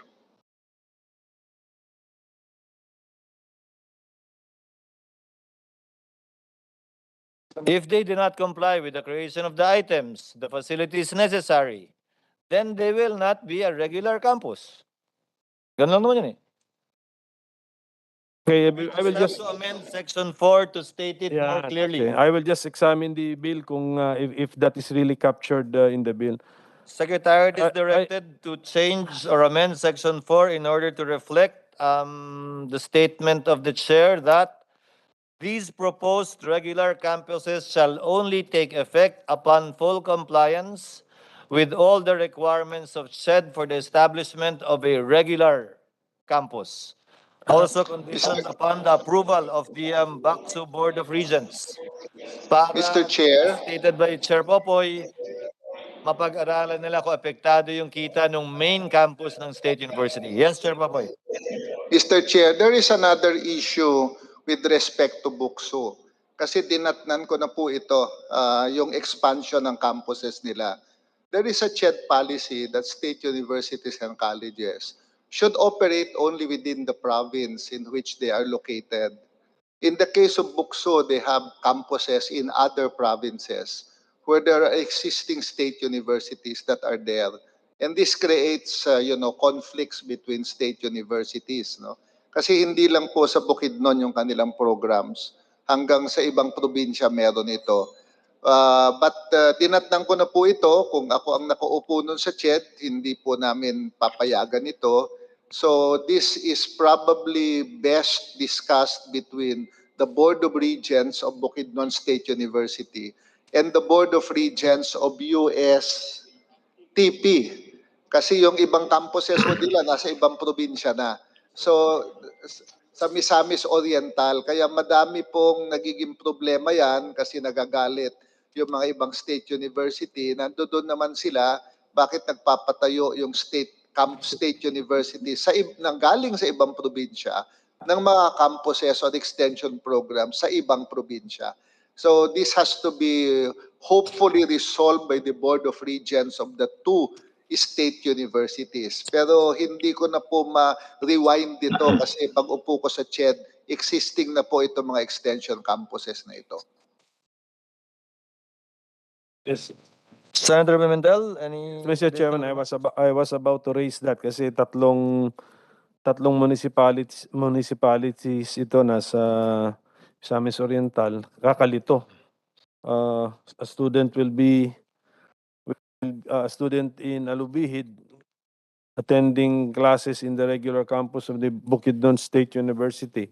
Wala naman siya sa Bukidnon. Wala naman siya sa Bukidnon. So, Well, it's really, there is really, ako nga sa confusion, si Chairman Popoy, doon pa sa, anong tawag mo doon?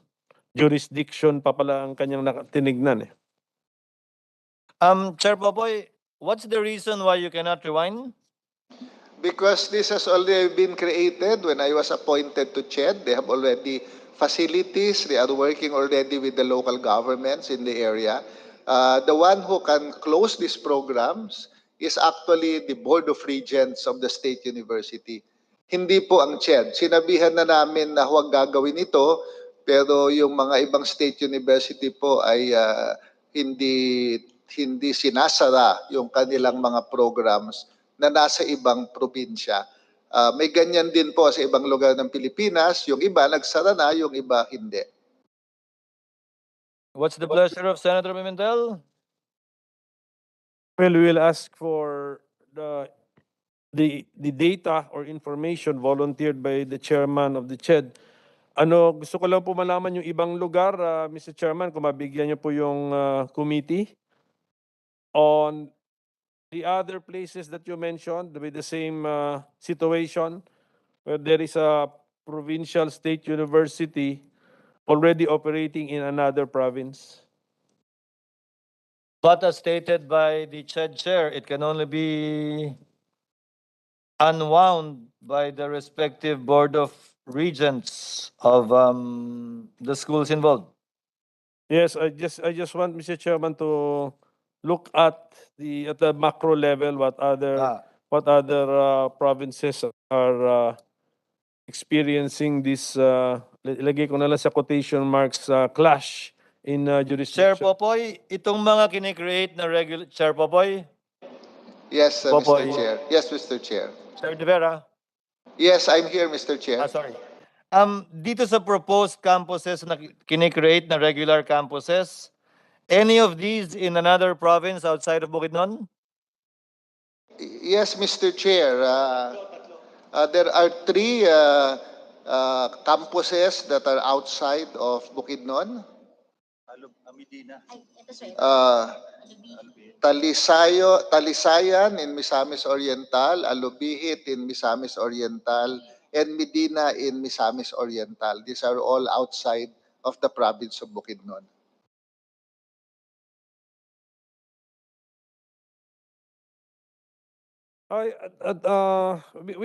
We can discuss this on the floor so that all senators will be involved, Mr. Chairman. Chair would like to thank the generosity of Senator Pimentel. The comments of CHED Chair are taken note of. The same is true with the comments of Senator Pimentel. Again, subject to the amendment of Section 4 to clarify that all the requirements of CHED must be met before the regular campus can be established and or formally created, and that the BACSU board should approve the regularization of any satellite campuses enlisted or listed in the proposed measure. Subject to those changes, Senate Bill number 613 is hereby approved. Committee Secretary is directed to prepare the corresponding committee report for submission to plenary and for proper deliberation, amendment, and debate. So ordered. Last item in the agenda is PS Resolution number 156. Chair would like to acknowledge that we are in receipt of a position paper from Colegio de San Lorenzo. Senator Tulfo is not here. So we consider, as stated earlier by the chair, the whereas clauses of his resolution, unless he has a separate opening statement to be made part of the records and inserted therein. Any comments from Senator Pimentel or Senator Gatchalian, or we recognize the representatives of Colegio de San Lorenzo? The situation is actually quite open and shut. on August 15, correct me if I'm wrong, sir. Ma'am, you closed after 34 years of operating, citing financial losses. Yes, Your Honor. We informed CHED and DepEd of our closure on August 12th. What are the requirements, Chair Popoy, of the closure of a school notice-wise? And what steps do you take usually when a school informs you that they intend to close? Thank you, Mr. Popoy? Chair. Yeah, thank you, Mr. Chair. Policy-wise, we require the schools to tell us 6 months before they close so that they can come up with a plan on how to transfer students, how to make sure they get credentials, how they deal with their employees with the Department of Labor. But by practice, some of the schools that plan to close go to the CHED regional office even 1 year before they close so that the transition for students is easily done. The difference here, Mr. Chair, is they closed after already accepting students and charging them fees. That is what makes this closure different. Thank you, Mr. Chair. Sir, can you give us data as to how many HEIs have thus far closed since the pandemic, number one? Number two, what was the situation in each and every closure so that we have comparable data when we come up with the committee report? So insofar as Colegio de San Lorenzo is concerned, how many months or weeks were you given prior notice before closure? Mr. Chair, we will submit the report. The regional offices can be required to submit the Dahil specific dun sinubmit. details. Yeah, kasi sa regional office sila, they work with the regional office. In the case of Colegio de San Lorenzo, magpapasokan na po nung nagsara sila. So it August is not, 15. yeah, it is August. August is the month where universities actually open their first semester. So they practically are in the month of the opening already of most universities when they closed. So we had no prior notice, except we Ma'am, found it. sir, We got it about actually just a week before or 2 days before before all hell broke loose, Mr. Chair. who can answer? Attorney Rodriguez. The two statements of Chair Popoy. Number one, how much notice did you give SHED of the closure, given that the policy and regulations of SHED require at least 6 months? And number two, did you accept tuition fees a few weeks or days before you actually closed? Attorney Rodriguez, sir? That's true, Your Honor.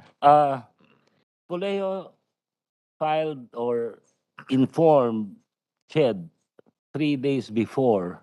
Closure. No, 3 days before the opening of classes, Your Honor. No, how many days from closure? Shared Popoy said 6 months notice should be given so that you can provide a plan as to the transfer of the students, credentials, informing the labor force, including teachers. That's what Chair Popoy said. So my question is, how many days, months, or weeks notice did you give CHED before actual closure? 3 days, Your Honor. Why was the 6-month rule not followed? Well, we are not familiar with the 6 months policy that the Honorable Chairman of CHED is saying. We are just guided by Section 62 of the Manual of Regulation for Private Higher Education, Which states that, which sir? states that the closure of higher education institution may also be voluntary or involuntary. In this case, this is voluntary. In any case, the closure of higher education institution may also be outright or done through phase-out process. What was done here was outright. The higher education shall remain obligated to furnish the necessary transfer credentials and records of students affected by the closure. And they can do it, and they must do it, Your Honor, at the end of the semester year. The regulation is silent as up to when they can do it after the end of the school year. When did classes start at Colegio de San Lorenzo this year? For college, it's August 15, Your Honor. So on the day it opened, No, 3 days before it opened, we already, you gave notice. yes. But you closed on the day classes were supposed to open. Well, it was the only chance for the school authorities to inform the students because that was the first day that What That wa- about the tuition fees received for that school year or that semester? If I may, Chairman, we have Yes, ma'am. refunded, all checks are ready now. Out of the 1,400 students waiting to be refunded, we have given all, except for 2 checks for basic ed and 18 checks for college. They're ready. They're just waiting to be claimed, Your Honor. Chair Popoy, what's the legal basis of your 6-month notice according to you're the counsel, sir? Yes, Your Honor. According to counsel of Colegio de San Lorenzo, Attorney Rodriguez, Section 65 of the Manual of HCI state that they can close outright. Thank you, Mr. Chair. Let me correct my earlier statement. We issued a CMO at the height of the pandemic because that is when many of the schools started to close or suspend their operation. It's not 6 months. I stand corrected, Mr. Chair. It is 60 days in our CMO for How many, schools sir? that it is 60 days. This is 60 days, CMO 2 months. number. It's not 6 months, it is 60 days. It is a CMO number 05, series of 2020, for schools that suspend their operation because of COVID, because that was the more urgent reason for closure. And the CMO cites 60 days. So I stand corrected, Mr. Chair. It's not six Sir, if months, the it's 60 reason is days. not COVID, what is the rule? If it is not COVID, that is covered by the old Morfe law, Mr. Chair. It is a gray area on when they can close. But by practice, all those who have closed previously provided sufficient time and consultation with our regional office because the regional office helps transfer the students.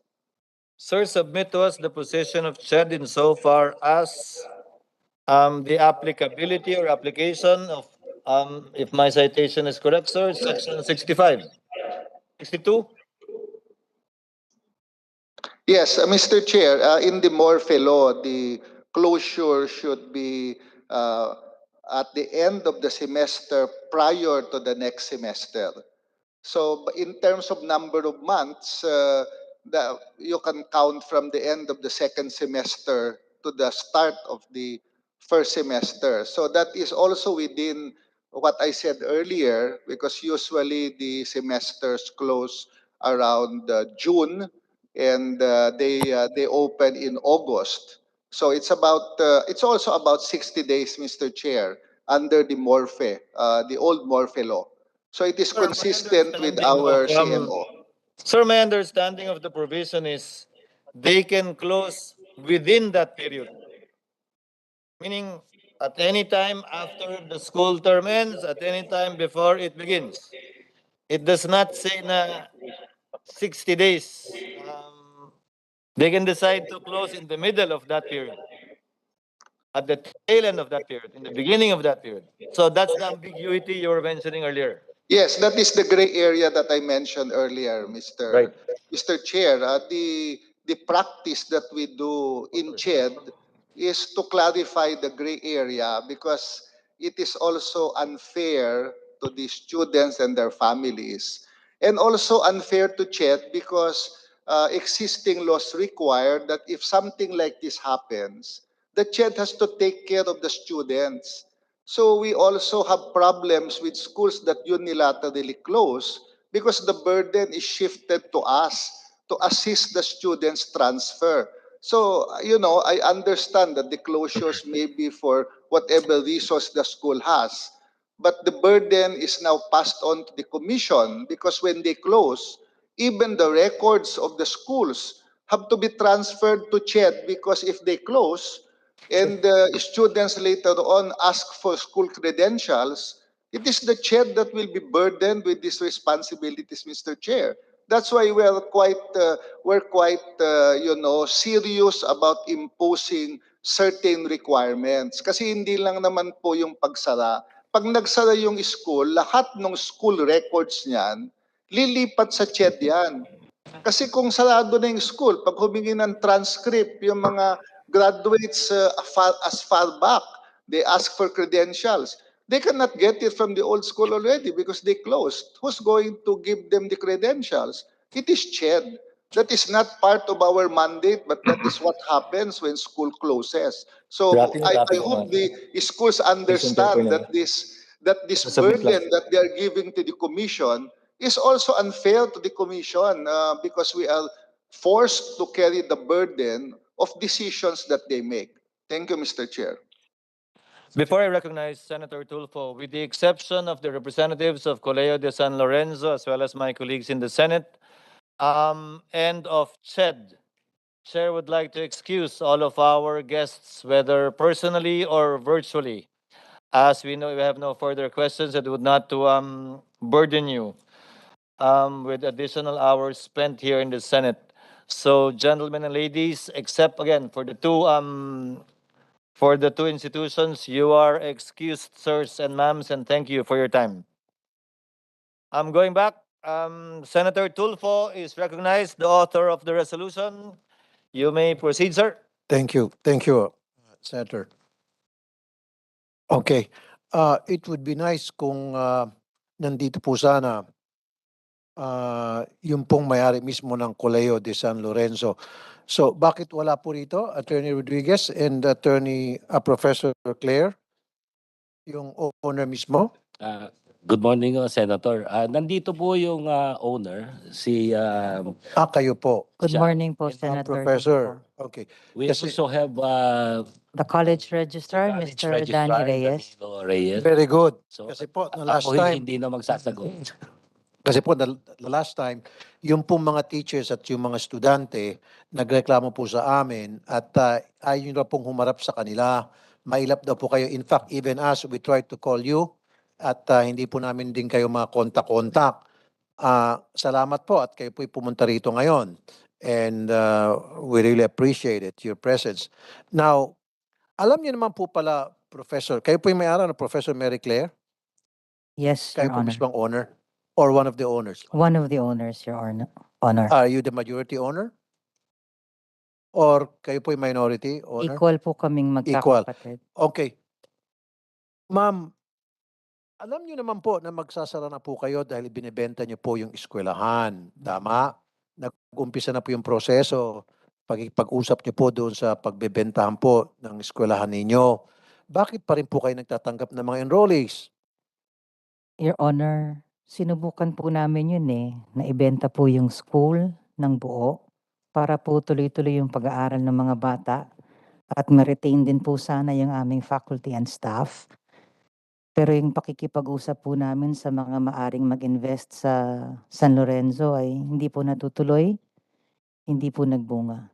At ang school po ay hindi po siya binibenta, isinasara na po namin siya. Okay. Anong pangalan po ng company na katransaksyon niyo po na para sumalo doon sa eskwelahan niyo? Pwede ko po ba? Hindi po natuloy Hindi Marami natuloy. po kaming nakausap na nilapitan namin kung maaari. All right. Now, Professor, did you inform your students and the teachers yung intention nyo na kayo na ibebenta o kayo po nakikipag-usap sa mga taong gustong bumili ng inyong eskwelahan? Were they properly informed para naman yung mga estudyante at mga guro alam nila kung anong gagawin nila? Halimbawa sa mga estudyante, binibenta pala to, meron silang choice na wag na muna mag-enroll. mag-observe muna kung paano magiging flow ng transaction. So they have, the option to whether continue yung pag-eskwela dyan or wag na muna dahil ibinebenta pala. Your Honor, we really did try to save the school. 35 years na po I yun. know you did try to save the school. Pero ang sa akin po, madam, naimpormahan ho ba yung mga estudyante, yung mga guro, yung inyo pong balak na ibenta yung inyong eskwelahan o bagamat hindi po natuloy, di ho ba? So, were they informed properly yung mga estudyante, yung mga professor? Sa pag-iisip po namin kasi, Your Honor, if we did that, parang ang metaphor po namin ay parang bank run. Kapag po pinaalam namin sa kanila na yung mga problema namin, lalo pong kakaunti yung mga estudyante at baka po mag-alisan yung mga teachers, and that would make the school weaker and have less chances for survival. Ang pinakamaganda po kasing pag-alaga ayon sa aming pag-iisip, baka po mali, na ang pinakamagandang gawin ay magtuloy-tuloy po yung eskwelahan para po wala pong disruption sa Sorry kanila. po, pagtataksil po yun sa inyo pong mga empleyado, yung inyong mga profesor, na kayo po'y nagtatago sa kanila. Hindi niyo po sinasabi yung inyo pong mga balak, yung inyo pong tinatahak na direksyon para sa inyong eskwelahan. They should be informed, especially these teachers, these professors, matagal na po sa inyo, parang family na po ito, di ba? Para sa isang pamilya, kung ano man po yung plano ng isang pamilya, nalalaman po ng lahat ng miyembro, di po ba? If you value your professors, if you value those people working for you, dapat po sinasabi, hindi po tinatago sa kanila. Akala po kasi namin we could make the school survive at least one more year. Opo. But Diyan nga po sinasabi, marami po namamatay sa maling akala. So, next time po sana, well, sa lahat nakikinig ngayon, sa mga eskwelahan, you should treat your professors, people working for you, as family. Na wag ho na dapat natin itinatago sa kanila kung ano po yung mga plano ng eskwelahan, ano po ang direksyon na tinatahak ng eskwelahan. They should be properly informed. Opo. Now, another issue po ay yung sa refund. Makakakuha ho ba ng refund itong mga estudyante na nakapagbayad na po? Refunded na po lahat. Very good. Nag-aantay na lang po kami ng 20 students to claim their checks. But the checks have been ready for a few days. How about yung mga professor po? Yung mga professors po, meron po silang separation pay na higit pa po sa hinihingi ng batas. Okay. Kayo ho ba'y nakipag-ugnayan po sa TESDA, sa CHED, kung ano pa pong ahensya ng gobyerno para ma-ensure po yung proper transfer ng ibang mga estudyante? Opo, Your Honor. Sa katuwiran po ay 3 estudyante na lang po ang binabantayan namin kung saan po makakalipat. At gusto ko pong magpasalamat kung nandito pa po si Chairman Popoy de Vera dahil siya po ay nag-formalize ng mga informal talks namin with other colleges and universities para po matanggap yung mga estudyante ng San Lorenzo ng madali. At nag-suspend po siya ng rules sa Morphe para po yung mga transferees ng San Lorenzo po ay tuloy-tuloy lang po yung academic career sa ibang mga paaralan. Problema po kasi ng ibang mga estudyante na kapag lumipat po sila sa ibang school with the same course, meron po silang karagdagan na mga curriculum na kailangang atupagin pa. So, kumbaga, they would be investing more time. Yes, Your Honor, but So, paano po yun? Kayo ho ba'y gumagawa ng arrangement doon sa school na lilipatan at sa ating mga kinaukulan para maging smooth ang transfer nila para hindi na nila kailangan pa magdagdag ng time sa pag-aaral dahil kayo naman po ang gumawa ng bulilyaso, di po ba? yes, Your Honor, we're happy to report that the universities and colleges that they transferred to give them special accommodation. Meron pong some reports na mas kaunti pa nga po yung units na kukunin nila ngayon to graduate than if they stayed with CDSL. Okay, last na lamang po and then... And may I also say Go that ahead the po. colleges and universities also matched the fees that CDSL usually charges its students. Last na lamang po. Yung quit claim daw po, na pinapapirma niyo po sa mga estudyante at maging sa mga guro. Bakit po yun? Para saan po yun? Kasi ilan sa mga nakausap kong mga guro at estudyante, natatakot po na pumirma doon at kapag hindi po sila pumirma doon sa quit claim, hindi po sila makakatanggap ng refund or future benefits due them. Natanggap po nila yung refund nila whether or not they signed the quit claim. So hindi po And- natuloy yon, quit claim. Hindi po. That was a standard legal procedure that we did, and we yanked it out as soon as we realized the effect it had on. So On lahat po others. ay nabayaran na? Is that what you're saying? Lahat po, full refund po? Yes, Your Honor. At maliban doon sa tatlo, sabi niyo ata, there are Yung tatlo lang 3 po, people na lang, yes, 2 students? tinitrace lang po namin kung saan na po sila nakapag-transfer. Okay. Pero lahat po ay refunded na. Sige po. Thank you, Mr. Chair. Mr. Chair. Gatchalian. Mr. Chair.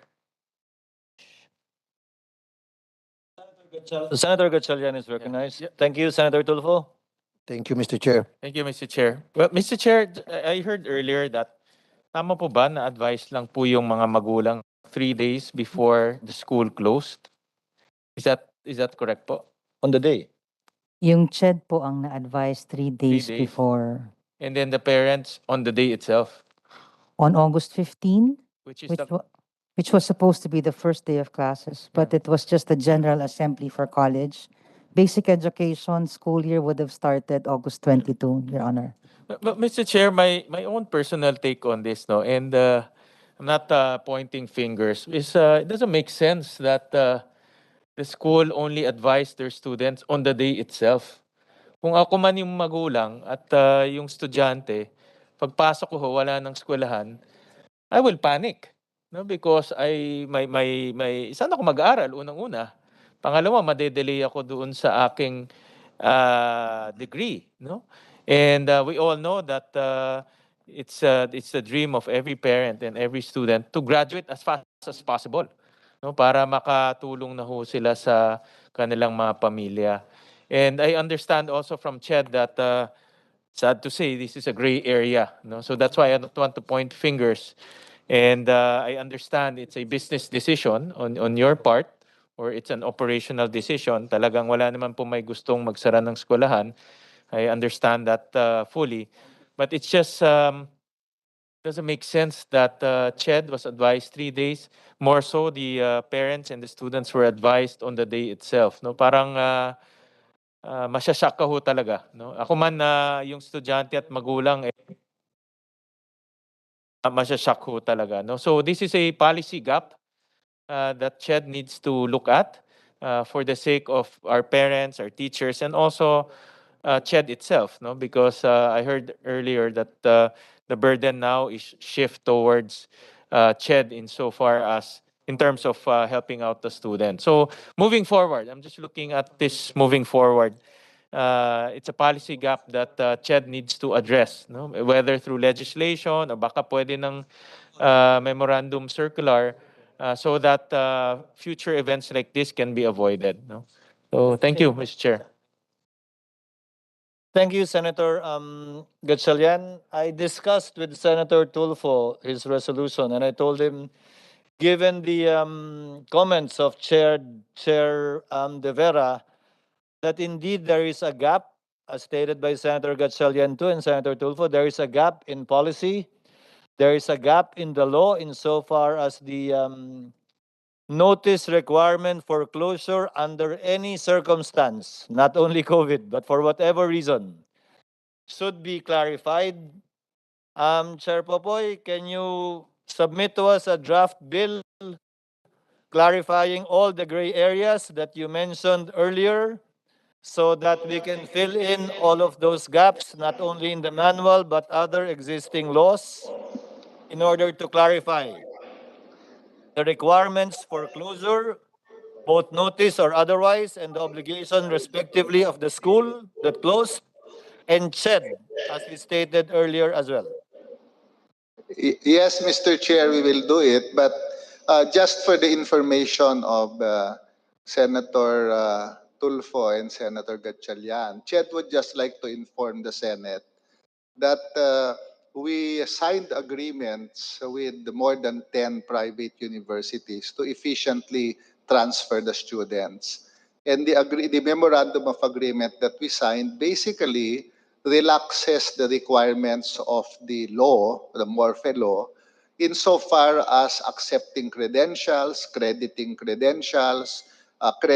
Latin honors and the others, subject of course to the exercise of academic freedom of individual universities. So yan po yung problema kasi na dinala ng mga magulang at bata sa amin, yung kung ilang units ang makikredit because by practice usually kalahati lang, mga 50% lang ang makikredit. So kawawa yung nasa third year and fourth year students already. At saka yung mga gagraduate with honors, usually if you transfer, that you don't graduate with honors anymore. So we instructed our executive director to sit down with the private universities and we signed an agreement already with them so that we allow them to relax the rules subject to the exercise of academic freedom only for this batch of students. Ngayon lang po kasi nangyari talaga ito. Kaya kami din sa CHED ay nahirapan kasi bigla-bigla yung desisyon. Yung mga nagsara previously, they coordinated with the CHED way ahead of time. Kaya we did not have to suspend or to lift any laws. We just allowed the students and the schools to transition properly. Ito po ay talagang inaksyonan na lang namin kung ano ang pwedeng gawin para matulungan ng mga estudyante. Thank you, Mr. Chair. But Chair Popoy, it's a de facto arrangement. Again, what we're proposing is a bill that will actually provide a law that will fill in all the gaps and not merely a stopgap measure. For example, Chair Popoy, paano kung nag-iisa lang yung campus ng eskwelahan, nasunog bigla o nag-earthquake, nasira lahat? So of course, the school will close the day after the fire or the day after the earthquake. There will be no notice that can be given except on the day itself or the day after. Is there a law covering that situation? We will submit No, revisions so to the there's Morphe none. law. Correct me if I'm wrong. As far as I know, there is none. Yeah, there is none, Mr. So Chair. let's try to fill in all of those gaps. Kung anong mangyayari, anong gagawin, anong function ng CHED, anong function ng school, paano yung empleyado, paano yung teacher, paano yung credentials ng estudyante, what are the respective obligations of each. If they decide kung nasira na yung building dahil sa earthquake o sa sunog, ayaw na nila, saang category ng closure babagsak yon? So kindly, sir, when can you submit to us a draft bill, Chair Popoy? We can draft the basic direction, but we have to sit down with the private schools, Mr. Chair, on this matter because the peculiar circumstances, we'll have to sit down with them. But give Would us end of maybe, October be realistic, Chair Popoy? yes, by end of October, Mr. Chair, we can submit. So ordered. Senator Thank Pimentel is recognized. Thank you, Mr. Chairman. Chairman De Vera, tama ba yung narinig ko na 50% lang ng units earned ng estudyante ang irerespeto ng new school niya? Usually, sinabi mo? Iba-iba po ang practice kasi ng private universities because this is covered by academic freedom. The determination on what to credit, what is equivalent, what has to be determined are all determined by the accepting school. And many of the schools don't want to accept late transferees anymore. Hindi, So, iba yun. Iba yun. Iba yung you don't want to accept late transferees pero as a disincentive, they will only credit 50% of the units earned of the student.